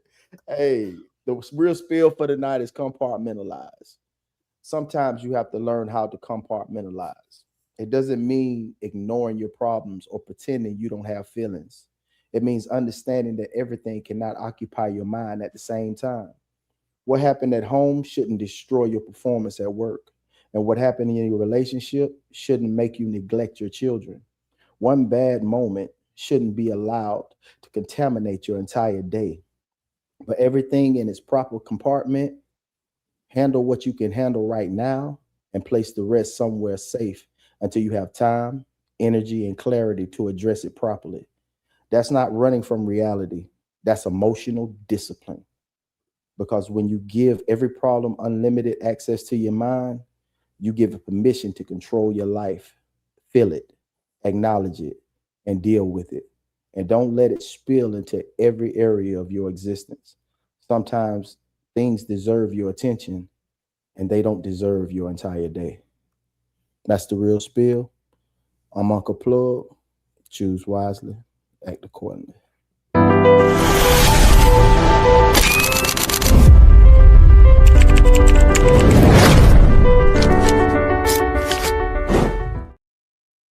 Great word of the day. Great word of the day, man. Great real spill with Plug. How you say that, Ray?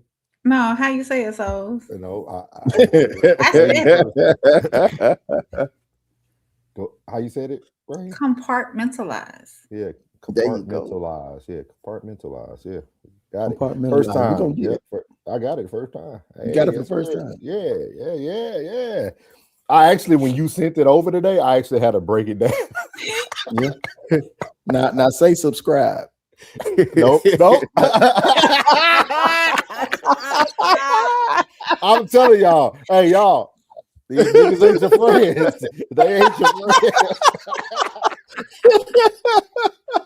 They judging you on the low, but you heard what Plug said. You can't let these things ruin your day. They'll take over your mind. Nope. Oh man. Oh man, what a great night, man. Great night, man. So we're gonna move into segment number 2, man. So here we go. You're not rocking with the realest podcast in the room. No middleman. Souls. Soft rain. Uncle Plug. Let's go. No middleman. Saturday Our show night, is dope as fuck. I saw the president of the organization, Aaron Haynes, go up on stage and give me a thumbs down award for disparaging Black women. I received a lot of insults in my day. That might be the lowest. I'll address that in a second, but I want you all to understand the magnitude of what a few board members for the NABJ elected to try and do to me. Ladies and gentlemen, did you know that in the history of the NABJ, according to my research, only 4 individuals have ever received the Thumbs Down Award? Usually, it's reserved for organizations. But myself, along with founder, owner, and president and CEO of Circle City Broadcasting, Mr. DeJuan McCoy, received it this past weekend, but also Jason Blair, the former, the disgraced New York Times reporter. That is the category that I have now been lumped into. I've been in this business for 33 years. I'm one of 21 African Americans in this country's history to have ever been named a general sports columnist. I have climbed the charts from an intern to a high school reporter, all the way to a columnist. I've hosted national radio shows, as I do right now on Sirius XM. I'm the executive producer and the star of the #1 sports morning show for the last 14 years.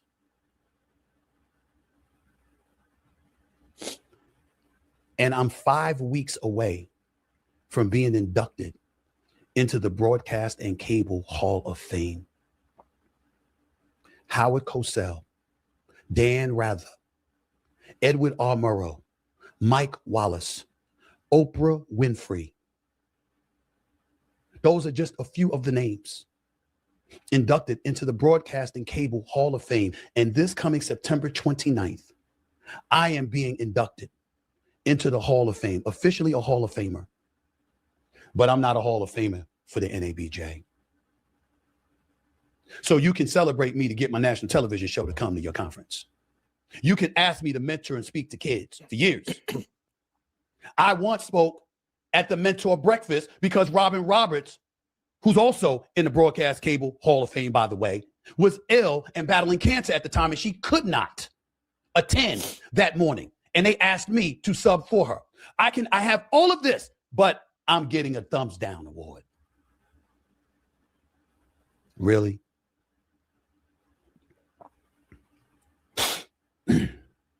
You know, my family didn't want me to do this. My friends didn't want me to do this. They actually said, let it go. You know what else they said? They said, who the hell is the NABJ? Yeah. Me too. You know what my response was? It's the place to help get me started. It's the preeminent Black journalism organization existing. It's the NABJ. And it's important that I recognize that. You've had your troubles in the past, financial issues, dissension amongst the ranks, people battling for their own shine, whole bunch of stuff that has been listed about the NABJ. What I care to recall is the contributions I've heard people bringing up Jasmine Crockett. She was a representative in Texas, representing 766,000 people. Did I sit up there demonstratively asking, why would you curse out the president of the United States with the cameras rolling? How is that going to help you? Yes, I did. Why did I do that? Not only because she's in Texas, and I know they're a little bit different in Texas, a bit more conservative. And I didn't think that would work with her constituency down there. We also saw the issue of redistricting coming up to the forefront. And I said, you have an opportunity to be the Democratic nominee for the United States Senate, representing 31 million folks. And you getting that seat. Why? Because your education.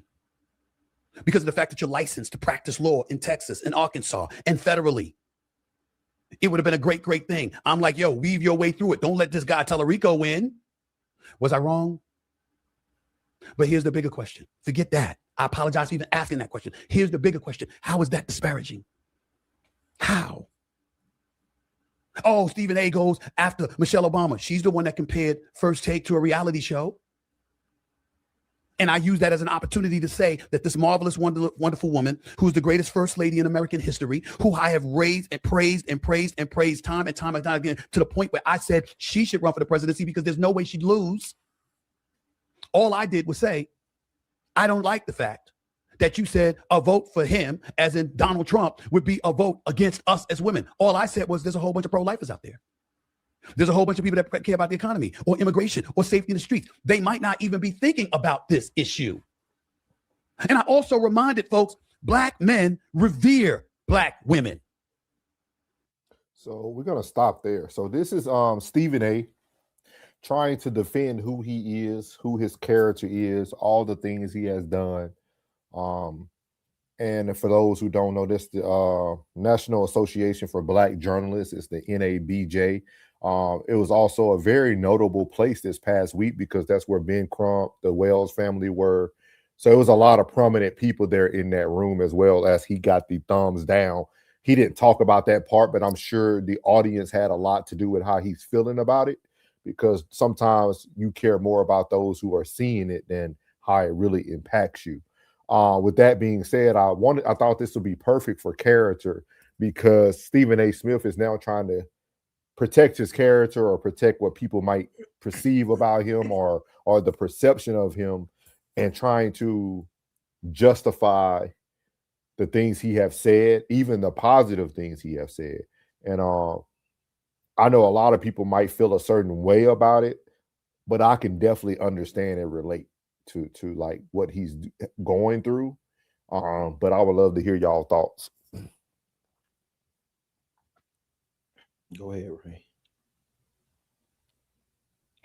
Unfortunately, he felt he needed to defend himself in the situation.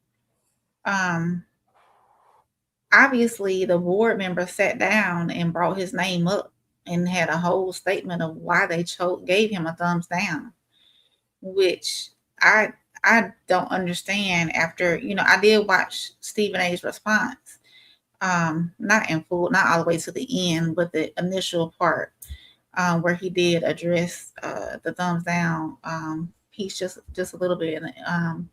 But for him having, I don't understand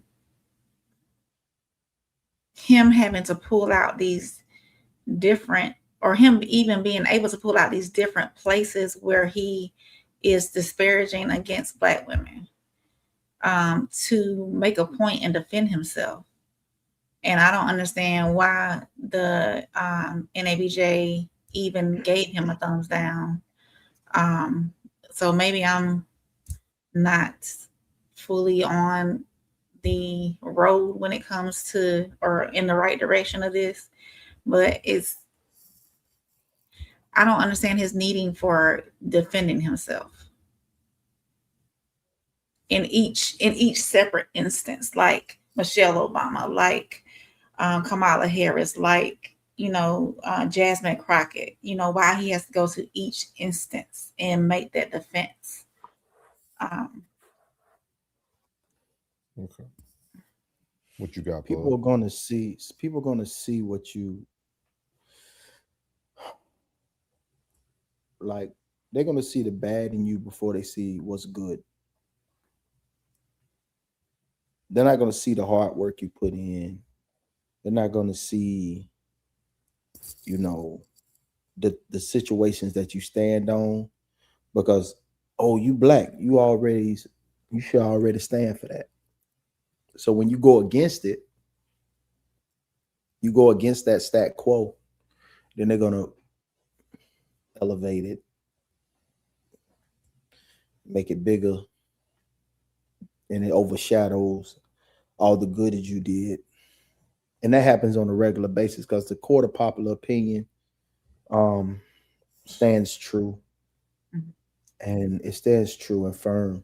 So those who follow you, watch you, and hold you at high regard, you lean to what their opinion is of you instead of the masses. And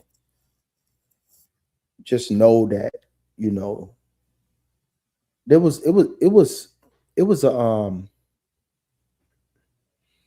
I know you just want to come and defend yourself. You know what I mean? You want to come to defend yourself, but some things you just don't have to give it life. You know what I mean? Because I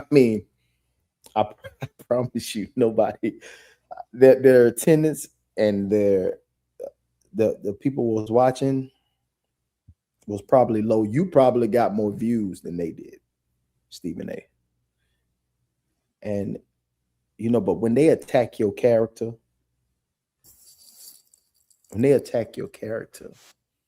to a man,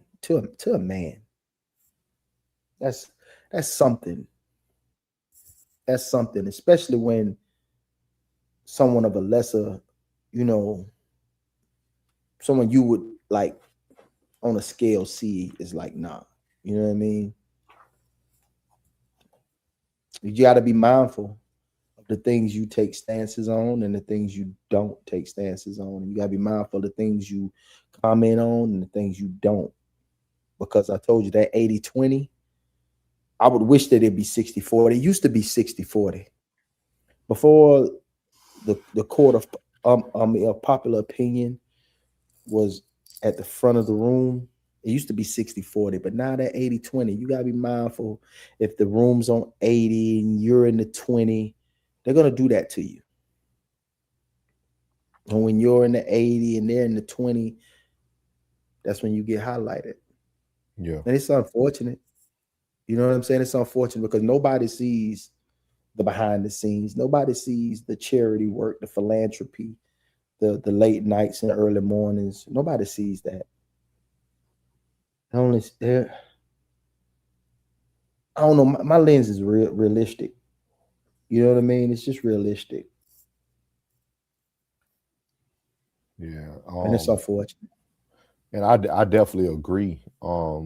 Reading this amazing book that Plug first introduced to me called Principles, it actually gives you a great look at yourself. And like you can start putting yourself in certain categories. And Plug just said something, and I'm gonna read y'all two things. The first thing I realized that I'm a hyper realist. And I'm gonna read to you guys what that means. It says understanding, accepting, and working with reality is both practical and beautiful. I have become so much of a hyper realist that I learned to appreciate the beauty of all realities, even harsh ones, and have come to despise impractical idealism.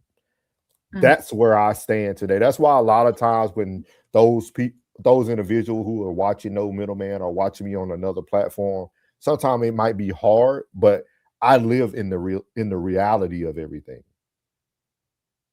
I'm not really shooting for hypotheticals. I'm not looking for facts that nobody did present. I'm giving you real time what's in reality. And I'm hyper fixated on reality because I have seen too many people make decisions off of their thoughts, how they feel, this is what that person told me. And I feel like we're living in a world today where you can lose your life when you're not sitting in reality. And another thing that stood out to me, it falls under cultivating meaningful work and meaningful relationships. It says, be loyal to the common mission and not to anyone who is not operating consistently with it. And I think that is something that we have to start to be able to understand too. When you work in reality, there's going to be a lot of people who can't work with you. See, a lot of people have dreams and aspirations and all these things. And for me, I'm like, well, no, right now you can't, you're not there yet. Like I'm more about, let's talk about where you are today, not where you're trying to get 20 years from now, because 20 years can change what you thought your goals were today. Yeah. But if you're not real, because everybody give us these cliches, be where your feet are, be present, but y'all not really telling people what that looks like. And that looks like hyper realist. When you're present, when you where your feet are, you see right now in the moment. You're not thinking about tomorrow's podcast. No, today I have to accomplish this mission. And if you don't have people who are on that same boat, they can't consistently work with you. They can't move forward with you. They can't think with you. And that's one of the things that you have to start understanding. It's a beautiful thing, but it's also a very hard thing to live with because everybody don't live in reality. I would say probably 80% of the world don't live in reality. Like 20. It's that. And so I'm learning a lot about myself in the midst of real time situations because I only operate now. Now I have an elephant brain. I could tell you about everything you did in the past and everything and make it all make sense, but that'll take a lot of my time and a lot of investment. So I try to stay in the reality of where I am and be present with where I am. And I think that's one of the things that Stephen A has to understand, right? For all the Black people who are against you, there's 80% other Black people who love your content, love what you do. They're going to keep watching your show every day. They're going to pay towards your thing. This dude got like 6 different shows and they all get millions of views. You're doing something right. Even if they're there to hate on you and see what you're going to say wrong, they're still there. And that's one of the things that I really realize is that people are still there. You're still present. So you either enjoy the entertainment or you don't. Hey, bro. Go ahead. I didn't want to interrupt you while you was trying to land your plane. When you was landing your plane, Penny said exactly. I swear, dog. He said exactly what I wanted to say. Which one? The last one? Yeah. It is. He says, and it's true, but the real is ugly and not marketable to public. It goes against the powers that be agenda. Oh yeah. Yeah, because not everybody's gonna accept it. They're not. You know what I mean? And the ones that you know deep down in their soul is not like that, and you know that they're not like that. They are the polarizing ones that's in everybody's face, that's driving the masses to destruction. Yeah. You know what I'm saying? They're the polarizing masses, bro. And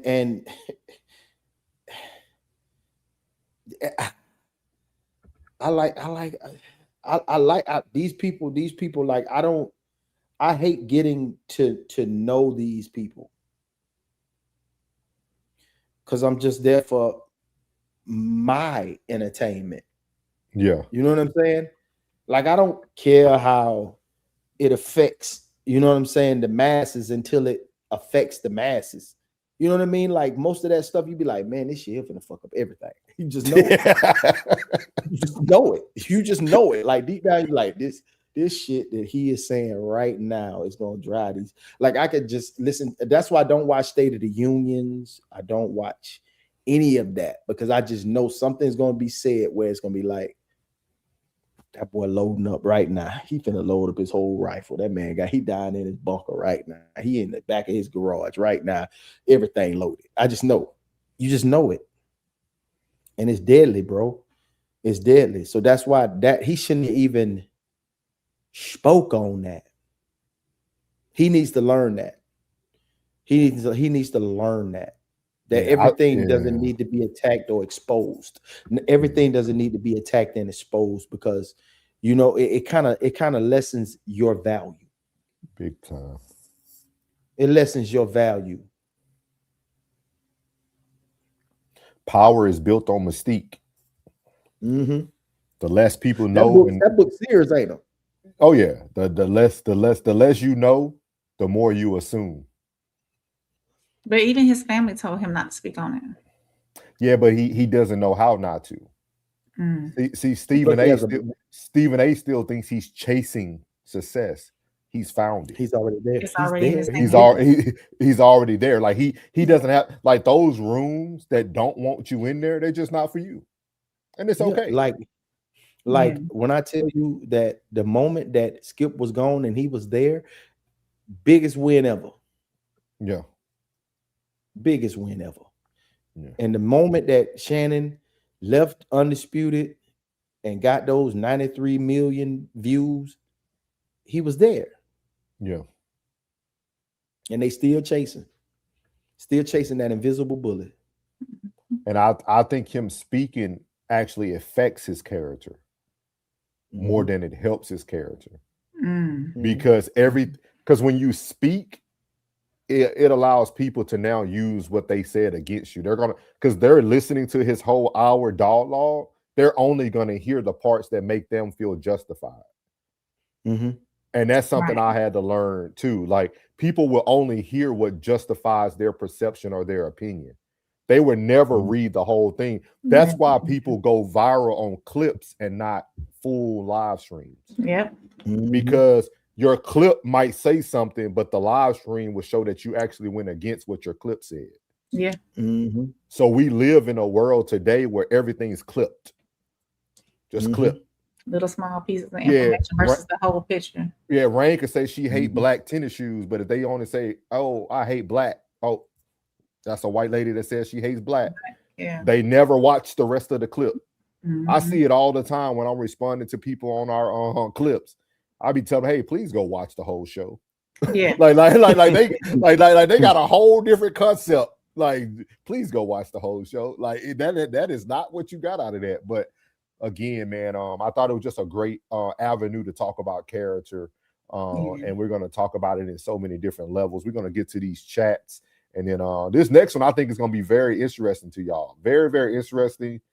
In my opinion, it was interesting. So hopefully you guys enjoy it. But here we go. Where we going to start? Yeah, here we go. Miss V said, Marty. Oh, Marty said she was crying, not raining, but crying. Same thing. Miss V said, plug on fire. That's how I'm interpreting it. Kelvin said, glad I brought a smile to y'all's faces. Indeed. We appreciate you, Kelvin. Mrs. V said, plug. Yes, and she's got the praying emojis. Jen said, so say it. Y'all are not finna get me. Miles said, ask Siri. I've done it before. Hey, Siri, how do you say? Supermax said, at Kelvin, respect. We love ups, sir, and thank you. Monty said, so don't be rain. When you both are in the same boat? No, hey, Marty, don't, hey, Marty, I've been good to you today. Hey, Marty, we been good today. Mrs. V laughing. Jen says, subscribe. She said what plug was said. Oh, Penny said, like and subscribe for more UPS content. Hey, Penny, thank you for putting them periods in the middle. Mrs. V said, 100. Kelvin said, stop hating on ups. Mrs. V said, Souls, you are a great leader amongst great leaders. I love it. Iron sharpens iron, and the fish always rots from the head down. Y'all make me proud. Thank you, Ms. V. It means a lot. Appreciate your content, man. I've been able to catch some of her content. So, and that dude that been trying you, man. Yeah, she got a troll. She got a troll for real. Supermax said, right category for real. Thumbs down in the white one. Kelvin said, glad to say I graduated from ups and not from prison. Absolutely. Big facts. Hey, they ups me out there making some money. Mrs. V said, man, Stephen, speak on what they said in regards to you. Ms. V said, get to what they said about you. Penny said, but if it's so BS, then why give it legs? Facts. Ms. V said, all this drag on grandstanding.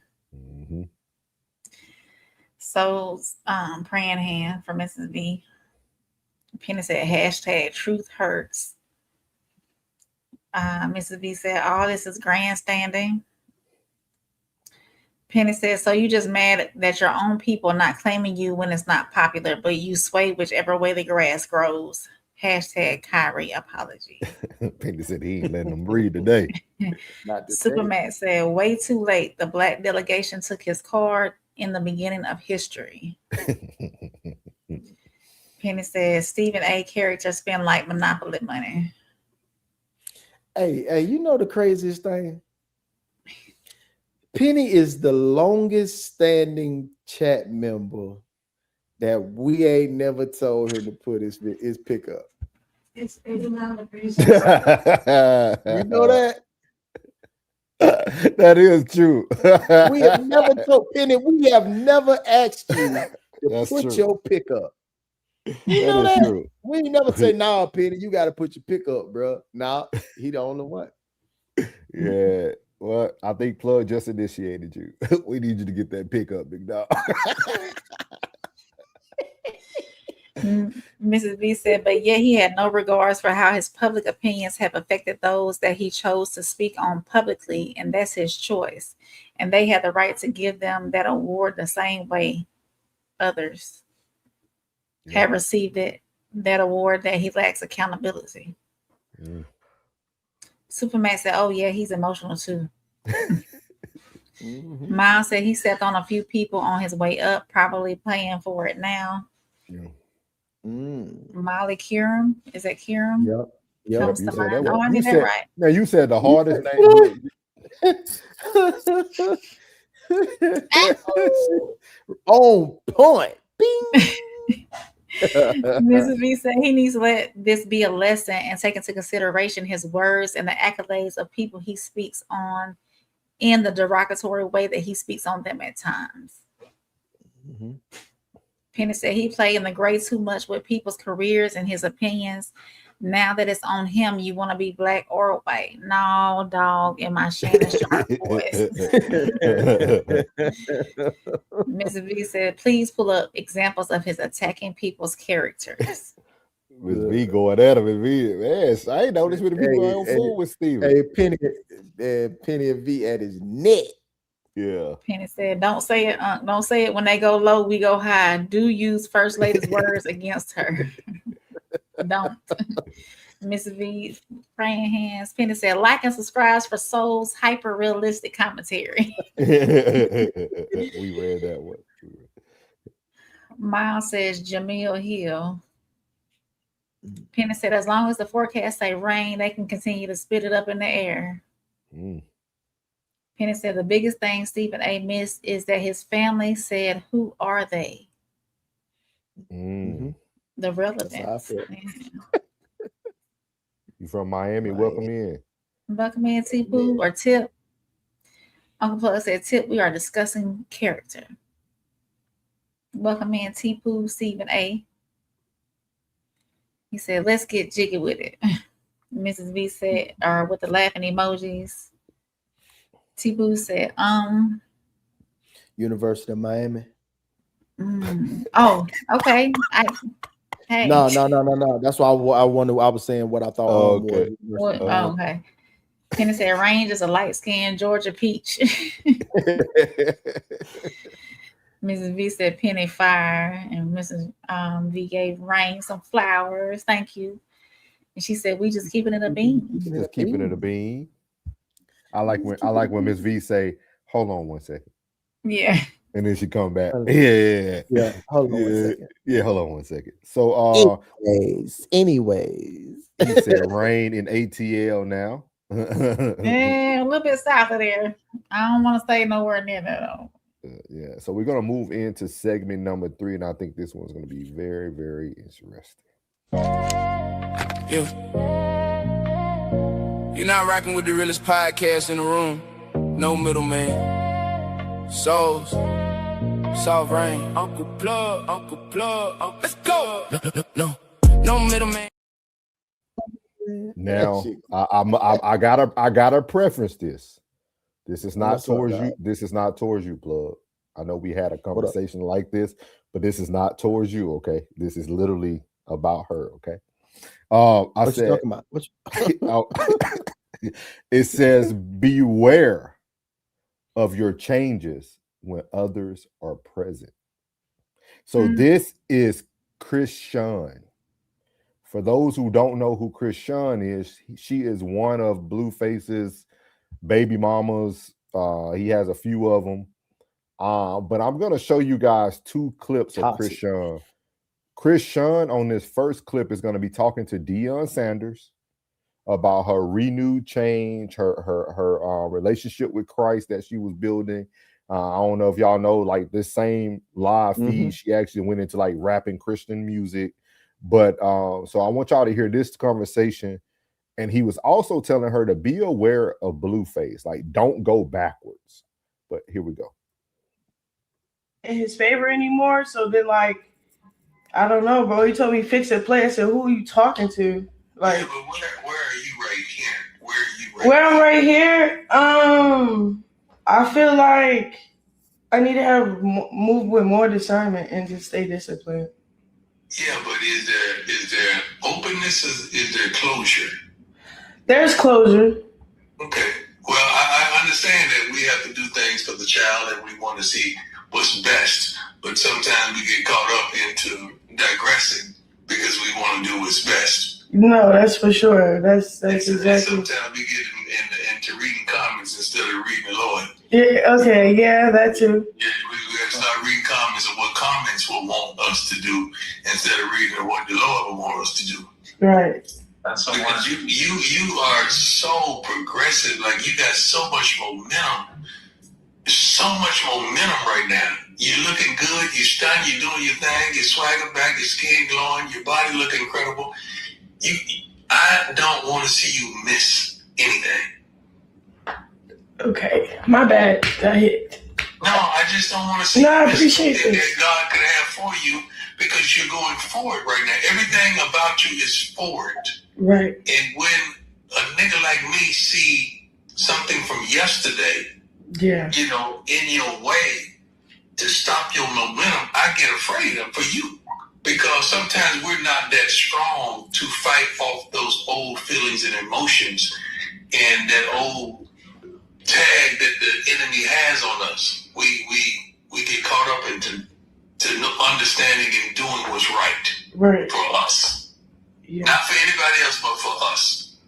Right. I know you want to be loved, you want to be appreciated, you want to be seen in a certain way, but we are seeing a whole new you that we've seen years ago, and everybody is happy for you, and everybody want to see you win. So when we see your yesterday with your today, we get scared for you.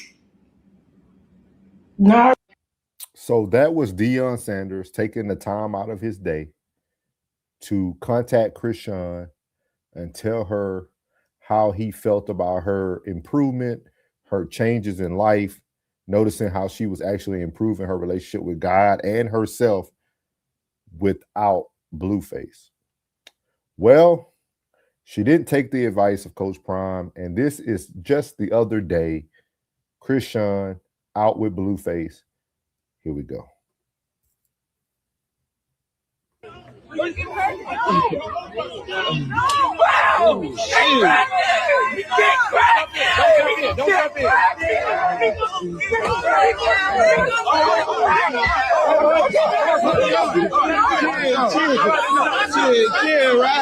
Chill, right?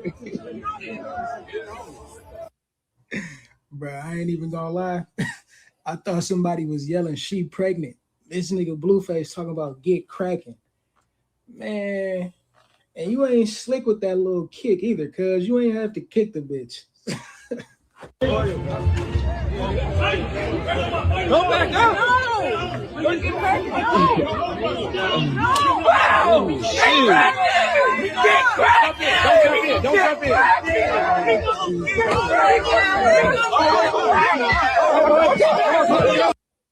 So that's her less than 24 hours ago with Blueface after Deion Sanders, spoke into her. She actually had a live today on Kick where she talked to Deion Sanders' daughter, and them actually called and checked on her after they seen the altercation. But I think a lot of times we don't think about character and how the people that we surround ourselves with changes and alter our character. And I will highly encourage people to understand that if people are not actually encouraging you, they're affecting your character. That doesn't mean you're above a real approach or you can't take feedback, but I'm talking about somebody literally hindering your character. And that's what we're witnessing with Krishan. We witnessed somebody who went into isolation,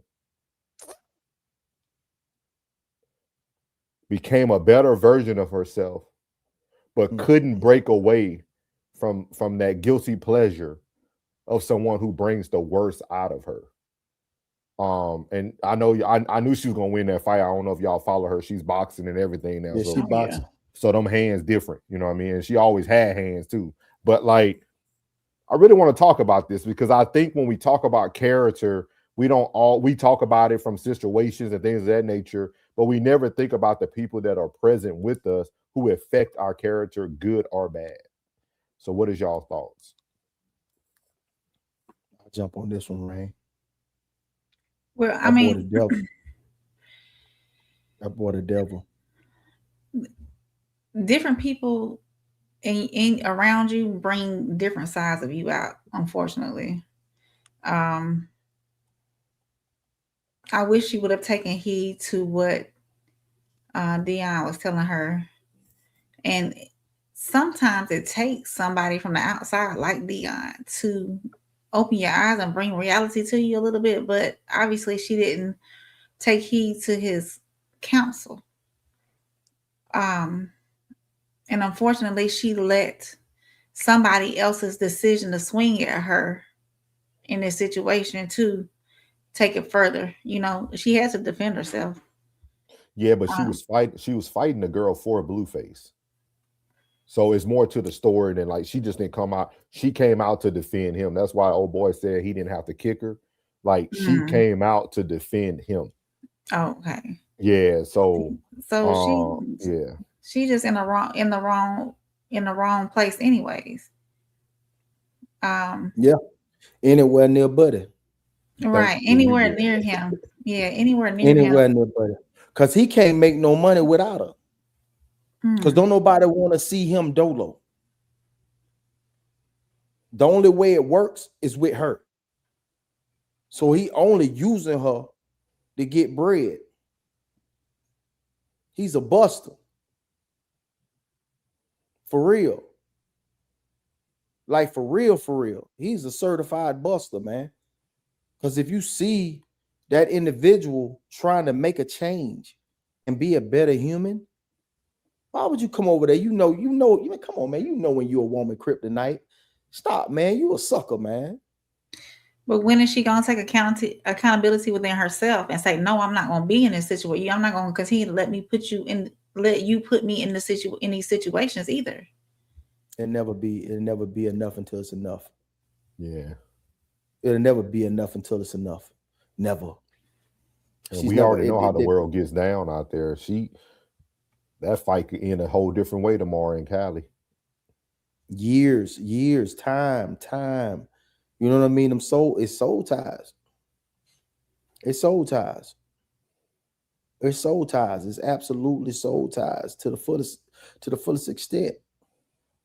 You know what I mean? That man, you my baby mama, man. I love you, man. They ain't gonna never change. You know what times we had. Sucker. She gotta want better for herself and her child. That man a devil, man. That man a devil, man. And you think about it though, she kind of falls into the same boat as Stephen A. Smith. And this is just a valid comparison, not a false equivalent. He cares so much about how others view him. It's the same thing that's affecting her. Right now, Blueface is, think about it. You got a call from Deion Sanders. Mm-hmm. But the call from Blueface means something way more. Mm-hmm. So she's at a point right now in her life that's who she wants her validation from. That's who she wants. That's who she wants her approval from. Because the world is already rooting her on. She's annoying the world. I'm talking about like what Plug said, like when she's on her kick and live and Twitch, she go viral. Like I'm talking about like by herself, her and her little son. Like they do their thing. When she went over to AB and did boxing with AB and them, just even there, she took herself out of a bad environment. Once she noticed that Dean was being disrespectful, she left the gym. But it's almost like when she gets around her kryptonite, which we would call Blueface, it changes her whole character. And I would tell people, again, this is just Souls giving his soul-isms. I'm very weary about people who, once I notice that I'm being different, I can't be around that person. That's a number one thing for me. That's what I would tell people, even in relationships. Once somebody takes you out of your character, if you're not somebody who argue and you start arguing with people, that ain't the person for you. if you're not a person who's physical and you start becoming physical, you need to go. Done. Yeah, like your character will perceive you, and everybody needs to be able to see your character, and your character can't waver. Like you might be insatiable to some, but it's okay.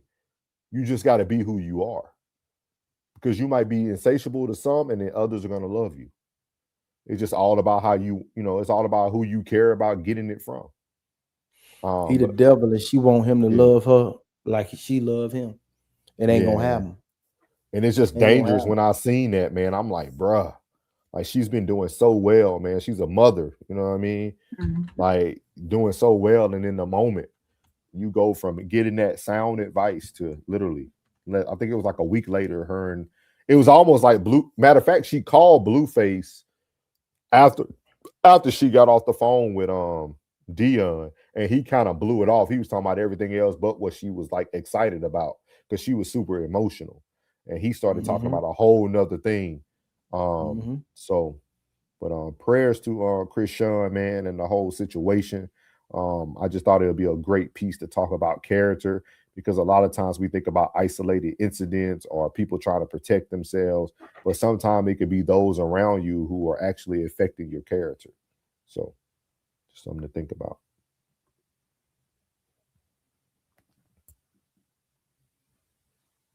You muted, right? You muted. Yeah. And Supermax said, no, it's raining. Raining in ATL. Oh, okay. And welcome into our people from Facebook as well, Alberta and Erica. I'm assuming that's how you pronounce your name. We appreciate you being here. Everybody from Facebook. We're above 10,000 followers now too, y'all, over on Facebook. So our following is getting heavy over there. Penny said no comment. Supermax said he's schooling gently. Penny said, okay, giving into temptation, even a dumpster fire still stink after it is put out. I'm just saying. Gunn says she's going to continue to get tested. Big facts. Zenoracle, Zen, we're gonna call you Zen. They said indeed. Zenoracle. Supermax said, wow, that's the worst of us. So much for gentle schooling. Mighty said, I'm so tired of people screaming God and then going outside acting like a trollop.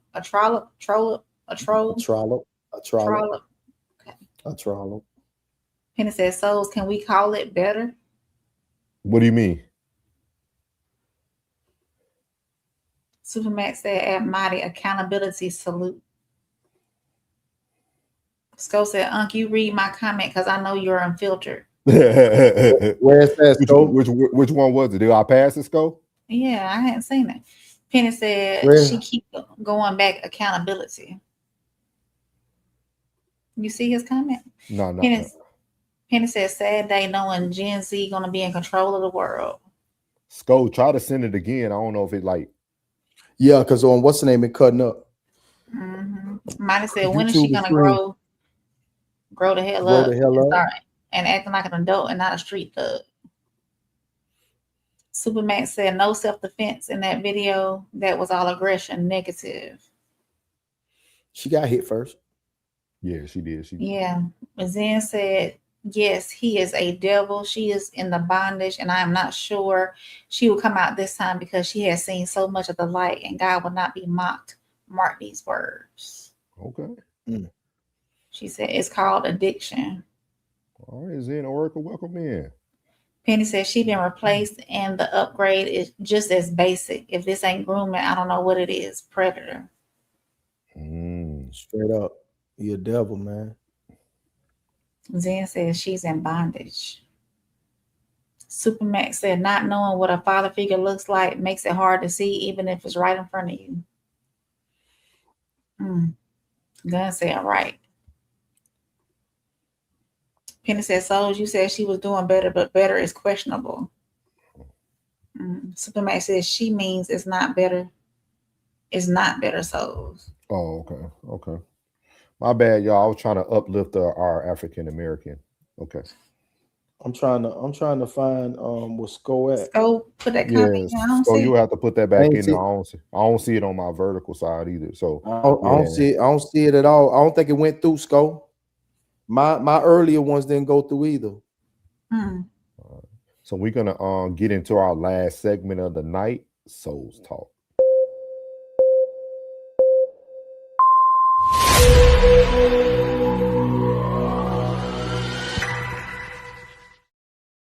All right, This might go over some of y'all heads, so I'm gonna break it down first. We have Claudette Colvin and Rosa Parks. So for those who don't know their Black history, Claudette Colvin was actually the first Black person to boycott riding on the back of the bus. She was 15 years old when she refused to give up her seat March the 2nd, 1955. Rosa Parks refused to give up her seat December the 1st, 1955.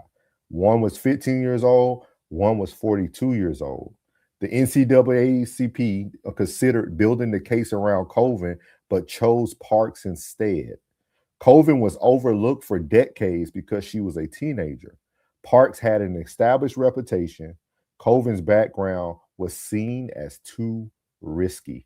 So, we're talking about character tonight, and I want to bring y'all a little bit more of education about Claudette Colvin, the forgotten teenager who said no before Rosa Parks. And I wanted to finish off with this today because I thought it would be a very interesting fact, and also to show people that your character will perceive you, and the way others think of you decides if people want to pick you to be legacy or just a lost memory.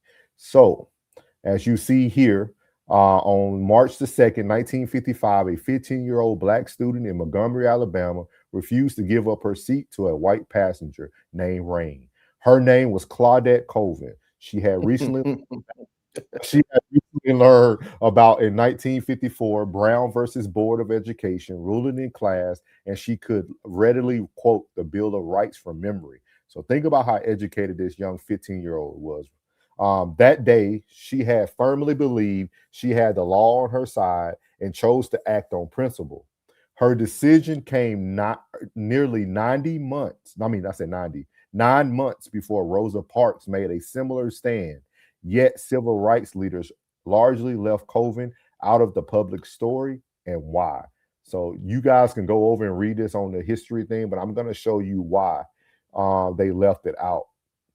So, on the dramatic day of her arrest, on March the 2nd, 1955, Colvin boarded a Capitol Heights bus on her way home from school and sat in the front row behind the seats reserved for white passengers. When a white woman boarded and needed a seat, the driver, Robert W. Clear, I might be saying his name wrong, ordered Colvin and 3 other Black passengers to move.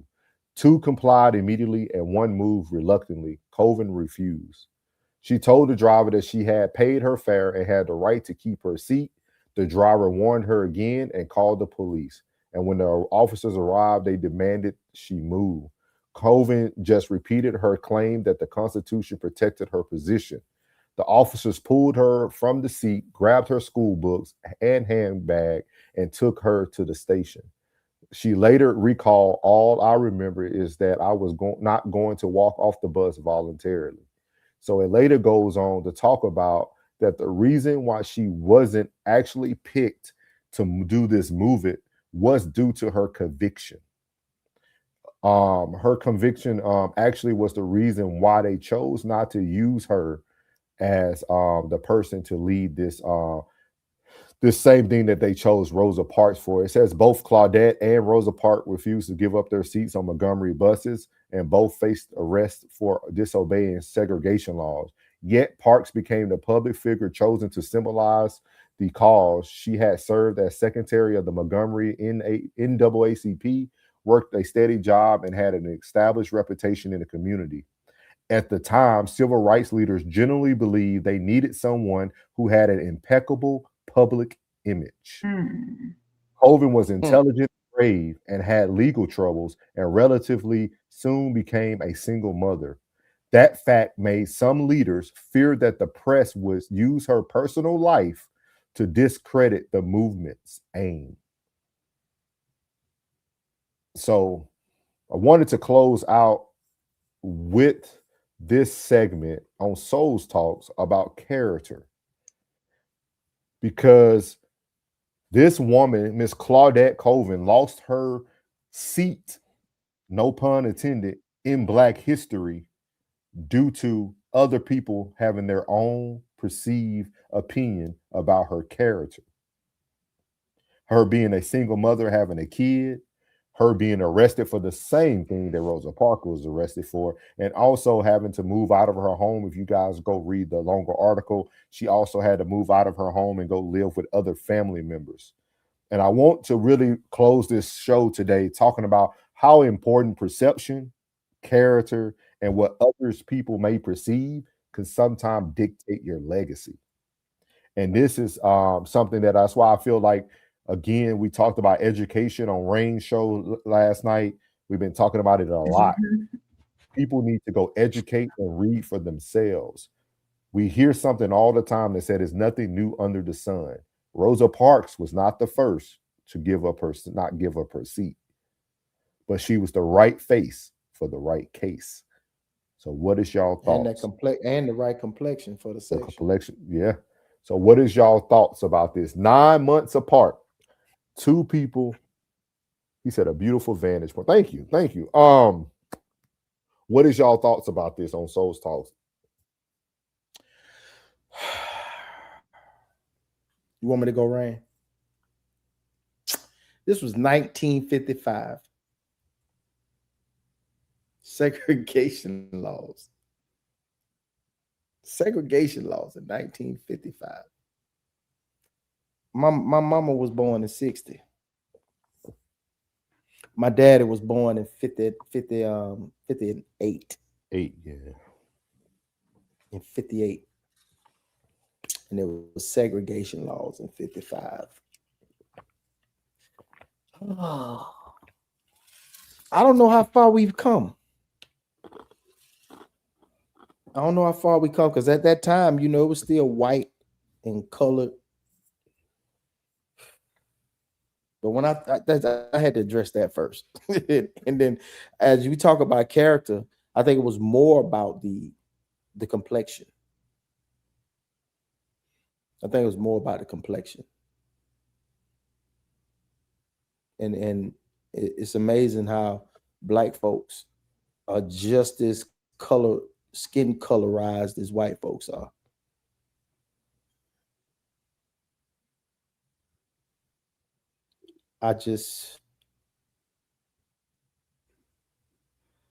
I'm trying to not get emotional about this shit. I get mad about this, dog. I really do, dog. I really try to take the emotion out of it, but it's just hard for me. Yeah, I'm completely niggified. No, but I think I could definitely understand where you're coming from when it comes to like the colorism, right? Like that always been a big thing, which you talked about it earlier on your show today, the Willie Lynch letter, right? It talks about the division and how we would do these things. But I also feel that this is where choice comes in. And this is why I wanted to talk about this when it comes to character, because some people will use you as their platform and not turn back around and say thank you. If you think about it, Rosa Parks could have easily brought her to the forefront. With her. Oh, absolutely. I see that. So you never get anywhere by yourself. Claudette opened the door. Rosa Parks just walked through it. And I actually used to tell my daughter about this all the time when she was little, when we used to talk about black history and things of that nature, because there's a lot of things that we just don't speak about because it doesn't meet the status quo. So it's cool to talk about Rosa Parks, right? It's cool to talk about her, but it's like, okay, and Miss Claudette still talks about this. You can go find interviews of her talking about it. You know what I mean? And I think it's very important to understand that this is why I always say it's okay to agree to disagree. Because we are stronger together than divided. Definitely. Doesn't mean, think about it, they both had the same vision. She was 15 years old with the same vision that she wasn't going to give up her seat no more after she learned about her constitutional rights. But just because she came from a bad home, had a baby out of wedlock, that makes her not eligible enough to be part of history? And how many people? And how many people knew about Claudette Colvin? I just found out about it. I didn't know for a long. I was grown. I just looked up her interview. I'm gonna watch it. Yeah, like it's out there. Like, and me and Plug, we talk about this stuff outside of here. Like, but like that's why I tell people like you have to be very you got to be very abreast. Because these games that like Souls talks about even now that we see on all these different levels, I seen them. They're already in history. Let me ask you this question. Go ahead, brother. Being that we just talked about the 1955. What you got for me, brother? 1955. When in the Foxtrot uniform, Charlie Kilo, has America been great? Can I ask you a question with a question? Please.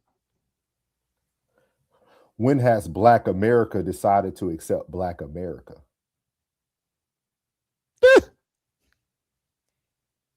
Because in its totality? Yes, because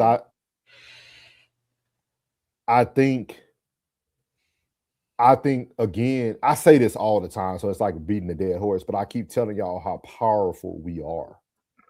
But the reason why we don't seem as powerful is because we will leave the person behind that started the mission. How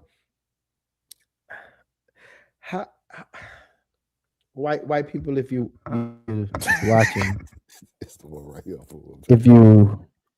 If you are watching, just think, just for a second, just like I'm gonna pull you into the mind, the plug, real quick. Just think. You see these things, these laws of, where the Klan was, legal. Lynchings and hangings and castrations and then, segregation laws, burning crosses in people's yards, and just, riots, snatching people from their homes. Like, how does that make you feel? I know as a black man how it makes me feel. I'm pretty sure Souls as a black man how it makes him feel, But how does that being of that race, how does that make you feel? I don't think they can answer it, Plug. I don't think they can answer it. And again, this is not going to be a popular take. They can't answer it because they still only see us as divided. You see what I mean? Like, yes, I don't think we really look at how we're seen. I think people take disagreement. Disagreement is not the problem. But when we need to come together, that's the problem. But the design is always been to eliminate. But we control the blueprint. I know, but the design, like, do you understand that the dollar is nothing? Of course. But the dollar runs everything. That illusion. Like that illusion. Like, this is reality. Yeah. You know what I'm saying? Like, this is reality. And the dollar's an illusion. And everything that has been set in place has been to destroy or maim or emasculate us. Like, every mission, plan, scheme, position has been set in place to eliminate, imprison, or kill. Like this, it's like, okay, so everybody believes that the dollar is real. You know what I mean? Yeah. Everybody believes that that dollar is real. So everybody believes like that there's no hope for the Yeah, future. but Plug, you also, again, everything goes back to the lack of knowledge. Because what was the first form of currency? Bartering, sugar, But tobacco. even after that, the first form of currency was people putting slashes on a stick. Like if there's a DVD out there talk about money, it's I think it's like the history of money or so, but it talks about like all the history of currency.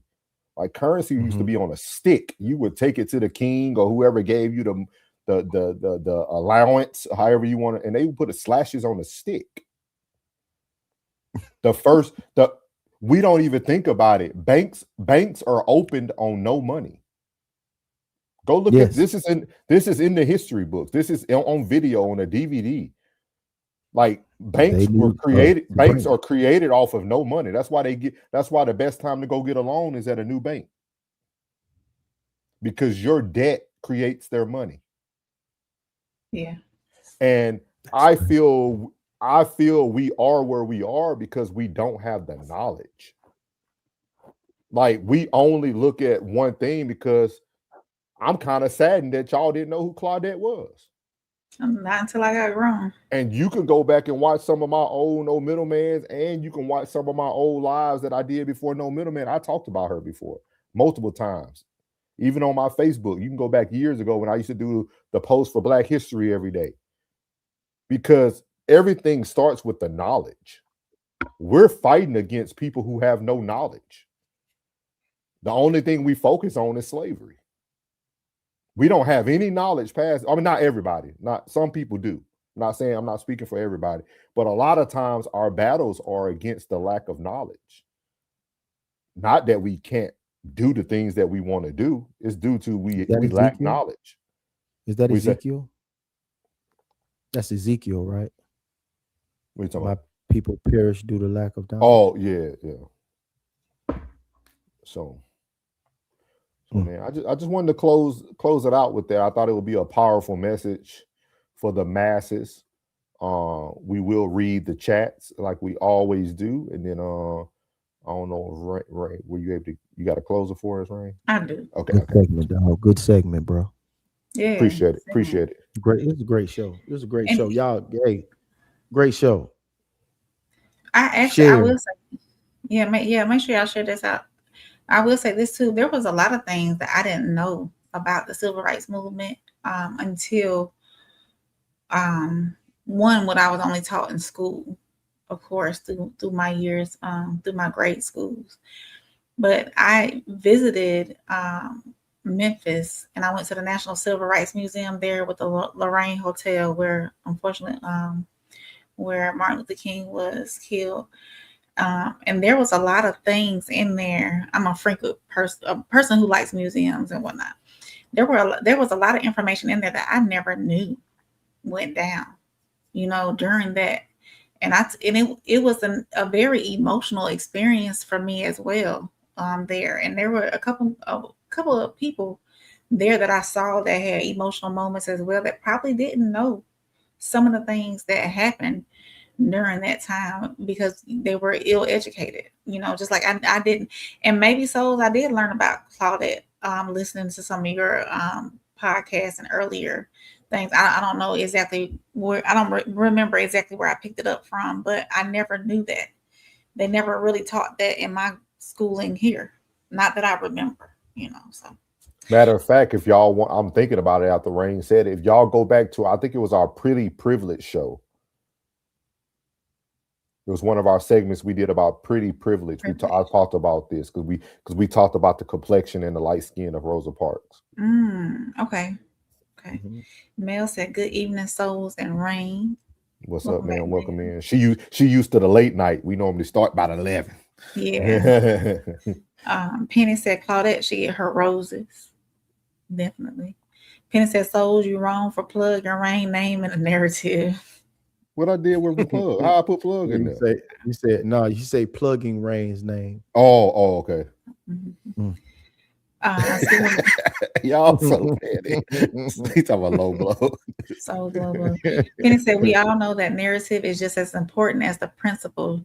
She couldn't be the face of a movement with no public image. Penny said, especially in that time of history. Marty said, perception and character really do influence how other people see you, and I feel it would have destroyed that movement to use Claudette. Wow. Can we say that Claudette planted the seed? Wow. Yeah, she planted the seed. She definitely She planted the seed and Rosa birthed it. It took 9 months, right? Yeah. Claudette planted the seed and Rosa birthed it. Yeah. Did they stage Rosa? Did they stage Rosa? Gave it enough time to die down, and they staged Rosa. From studies deep down, it was. I'm just throwing. That's my soul's perspective. That's hard for me to see. That's hard for me to listen to. I mean, that's hard for me to intake this.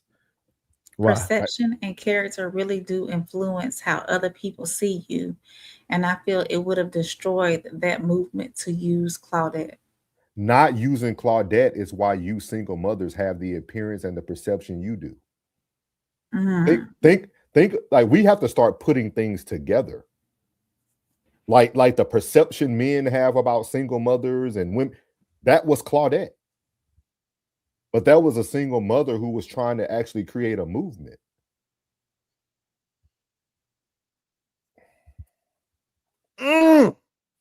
Zen said, beautiful vantage point. What did the right hand say to the face? Slap. Supermax said, the truth needs a warm blanket for the masses to sleep with. Damn. Where you Penny get that said, from? put on a shirt. Penny said the white community would have used it to take out the civil rights movement before it got off the ground. Hey, buck up, souls, buck up. Stop. Get out of that sucker place. It's okay. I'm not here. I don't want to feel like everybody think I'm pushing back on everything. So I'm gonna let people have their, get out of there. I see it. Let me see. This thing gonna tick. Get out of that sucking place. I saw you. Come back. Go away from the line. Like it's hard, dog. Like it's hard. Like that's why. Like I don't know, man. Like words are important, man. Like people have these preconceived notions of souls, but I feel like sometimes I fight harder than the ones who say they really are. Because I'm fighting. I'm fighting with reality. I'm giving you something that's factual, and you guys are pushing back with negative, not knowing what the future could have been for her. We're dictating just because of the time, and like we're making all these assumptions, and we're then justifying the white man. That's what you're doing. But touche. Go ahead. Mel said 1955, even in the white community, underage and unwed pregnancy was frowned upon. I think the appearance of personal impropriety, aka character, drove the choice. Penny said, plug, colorism is a plantation scheme, house versus field. Mighty said, it's like having a mixed child. They're never black enough and they're never white enough so that they fit. Zen said, honestly, the first young lady opened the way for Rosa. There are factors around the color and age difference. They used Rosa. Gunn said their mindsets were different back then. Mighty said Rosa Parks was just black enough. She also said, I didn't go to school in America in elementary, and they taught you about Claudette and Antigua, where I did go to school. Supermax said about 20% or less souls by design. Zen said Claudette is a legend as a portal and not a welcome mat. There is no Rosa without Claudette. Penny said, but in this country, to achieve success as a Black person, you have to be perceived as above approach to be considered competitive with an average white people. Hashtag evil. Yes, because us Black people, we ran with that narrative. Y'all are running with it with Claudette right now. The white person's narrative is only as strong as the nigga make it. Y'all, it's crazy, man. Say it. Say it. No, I just said it. Like we're saying all these things, right? And then they try to make me look like, oh, Souls, you're not paying attention. No, nigga, I see the race, but I keep telling you how powerful we are. like I see the race. Like I see the race. Oh, I like didn't think you was there. No, all the way I'm reading all of the chats. I see them already. Like I'm trying to tell people, I didn't think you was there. Yeah, like I'm trying to tell us how strong we are if we just come together. Oh, the scheme only works because the creator of the scheme is using us against each other. And I'm gonna say this again. I'm not telling us we have to agree on everything. But I do feel that we should see how powerful we are. But we can't turn the other token and say, well, they picked her because of her complexion. We should be angry that Claudette name wasn't Justice for Claudette. Like, why aren't we not as fired up about this? That was a 15-year-old, y'all. 15. That was a 15-year-old ahead of her time. And she ain't had that baby out of wedlock until afterwards. It's crazy, man. Mina said, my mom was born in 55. And she said, and we are in 2026 and still segregated. We only segregated amongst us ourselves. Penny said, we keep continuing the negative thoughts, energy, principles that we supposedly left behind. Might have said facts, Penny. Zen said, bondage is deeper than one can imagine. Supermax said, we don't hate you white people. We just see history and we're the ones feeling it. Mel said, hello. Sko said, I knew about her. I just didn't know her name. Supermax said, I'll take a plate at Penny Cooking. Penny said, Souls, we can barely come together over tragedy. So to say it's an illusion, we are fractured, or one people is not true. Zen said, points. Mel said, they seriously messed up when they left the gold standard. For sure, for sure. Jen said, yes, sir.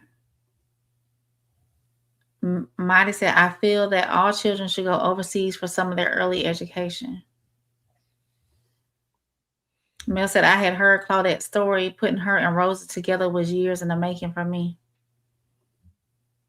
Mel said, nice to meet you, Raw. Gun Show said, real good show. Appreciate you, Gun. Penny said, great show. Like and subscribe. Skull said, I think so, Unc. Mighty said, you have to look at the time. Penny said, Claudette wouldn't have changed the single mother perspective. Mighty said, as a single mother, we have been looked down on since the beginning of time, regardless of race. Penny said, it would have made every Black mother look like a single mother. Mighty said, being a single mother is always going to be taboo. Souls, be who you are and stop holding your tongue. Be who you are. Penny says, Souls, you're ignoring the racist perspective of America as a whole at that time. Mel said, I hear you, Souls. The potential for progress and advancement is looked over for political gain. Zen said, dang. Mighty said, we have been taught our whole lives about field and house. And because of that divide, we now in today's society look at light skin, dark skin. We don't all look at just we are Black. And come in all colors, shapes, and sizes. Penny said, I agree. We are powerful as a collective and individuals. Might have said, but souls ourselves is what makes segregation grow. Superman said, when was the last time the collective made a move with souls? Superman said, let it fly, souls. I love it when You fine, you fine. I love it when you're wrong. Yeah, we can agree to disagree, Superman. I think that's the problem. You see it all the time. Everybody wants to be right, but I don't know how you can be wrong when you say that we need to team up together. All y'all did was give me excuses about the past and what you see today. How can we move forward when we only look at what we know what the barriers are? Mm-hmm. I mean, we know what the barriers are. We understand that the destination and how we're gonna have to get there going to be a little bit tougher. But I mean, how can we not want to see the other side?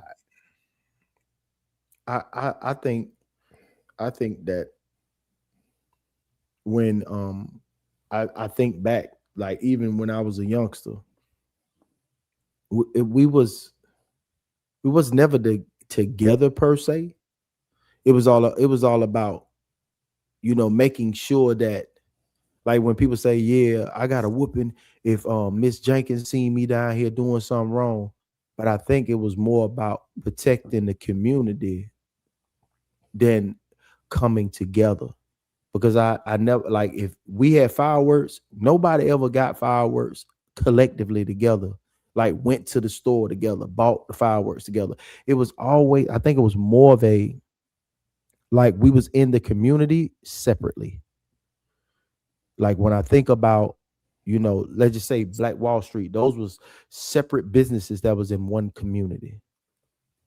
You know what I mean? But nobody was like, there was no, everybody got together and brought money to this dude to start his business. Everybody gathered together to bring money for his business. It was always somebody pulling themselves up by their bootstraps and actually going to do something for themselves to be a better part of the community, but never. So that's why I guess, like, so separately, like you do what you do in your home to make sure your family's taken care of. I do what I do in my home to make sure my household's taken care of. Rain does what she does.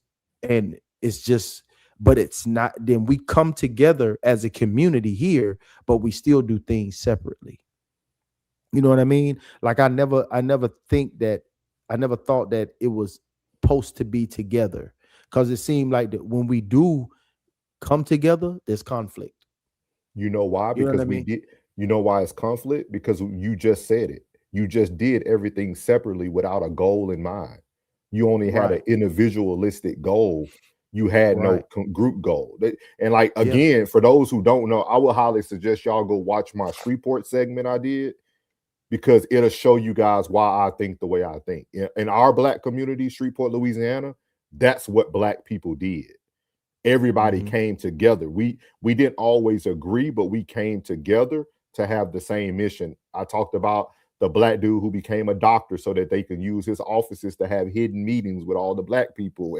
And my pastor, Reverend Blake, was literally, he marched with Martin Luther King. He marched with Malcolm X. Like they brought all this stuff together in the community. Not saying that we all are going to agree, but I feel like we could come together. Like it's just certain. I still feel like we can move the needle. You know what I mean? I still feel we can move the needle a little bit better together.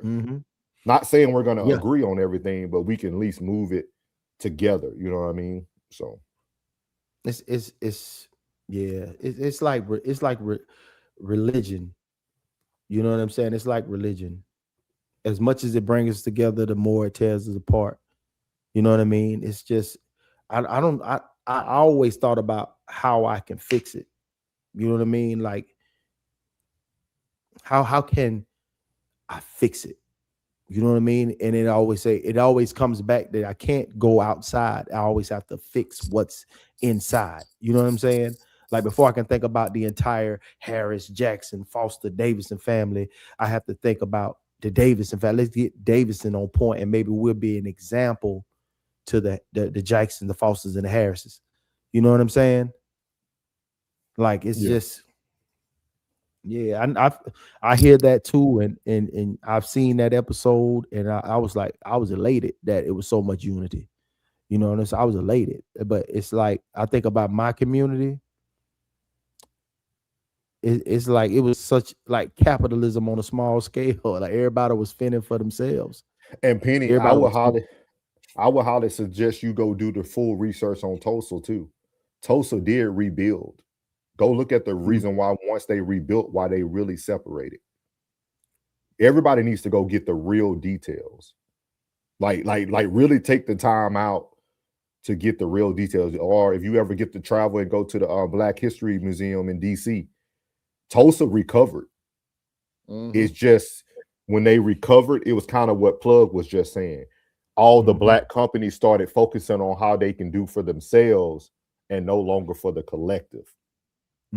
Tulsa was Tulsa was rebuilt, y'all. Like go read the whole thing. Like I don't want to feel like I'm preaching to people. That's why I don't see these long dialogues. But I just feel like everybody throws out these one-offs, and it's like, well, go read the whole thing, go do the whole research. You know what I mean? Like, so yeah, we appreciate everybody with the comments, man. We appreciate y'all. We'll get there one day, man. We'll get there one day. So, but what you got for us, Rain? All right. So tonight we talked about Karmelo Anthony, Stephen A. Smith, Krishan Rock, Kefi D, Rosa Parks and Keefe. Rosa Parks and Claudette Colvin. Very different people, very different circumstances, but all connected by one thing.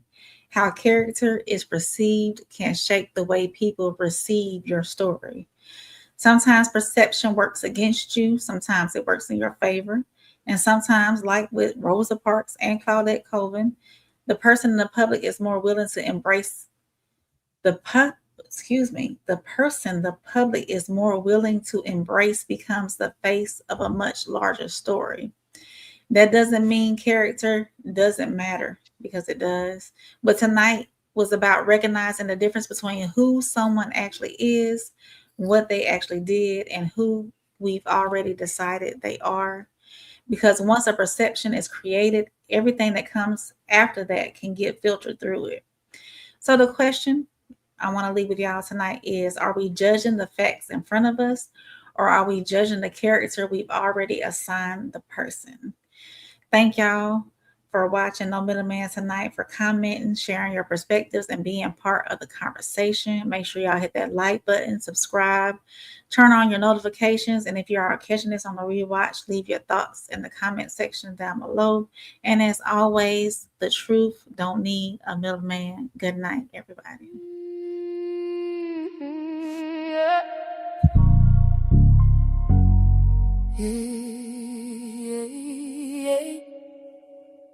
Two young men, one night, one decision. Can't rewind time, can't rewrite the ending. But somewhere the question changed in the room. From what did they do to who do we assume? Now Stephen, they battling NABJ. Talking reputation, what does character say? Funny how that word start carrying weight when your name in the headline and your legacy at stake. Character. Now everybody wanna talk when your name on the line. Watch the whole room stop. One bad night, they make your whole life bad. One accusation. Ooh, now you fighting for your name back.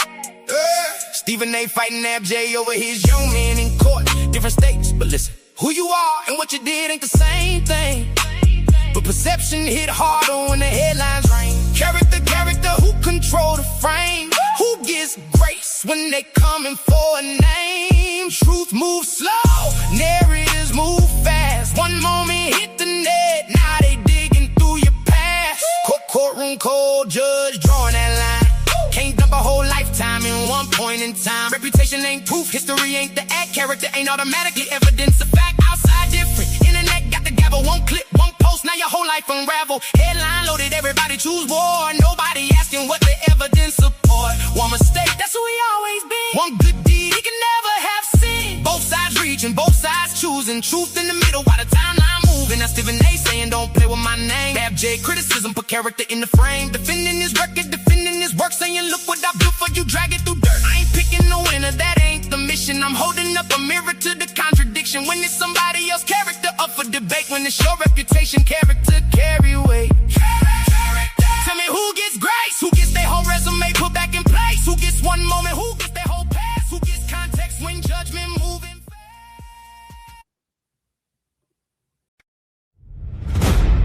Yeah.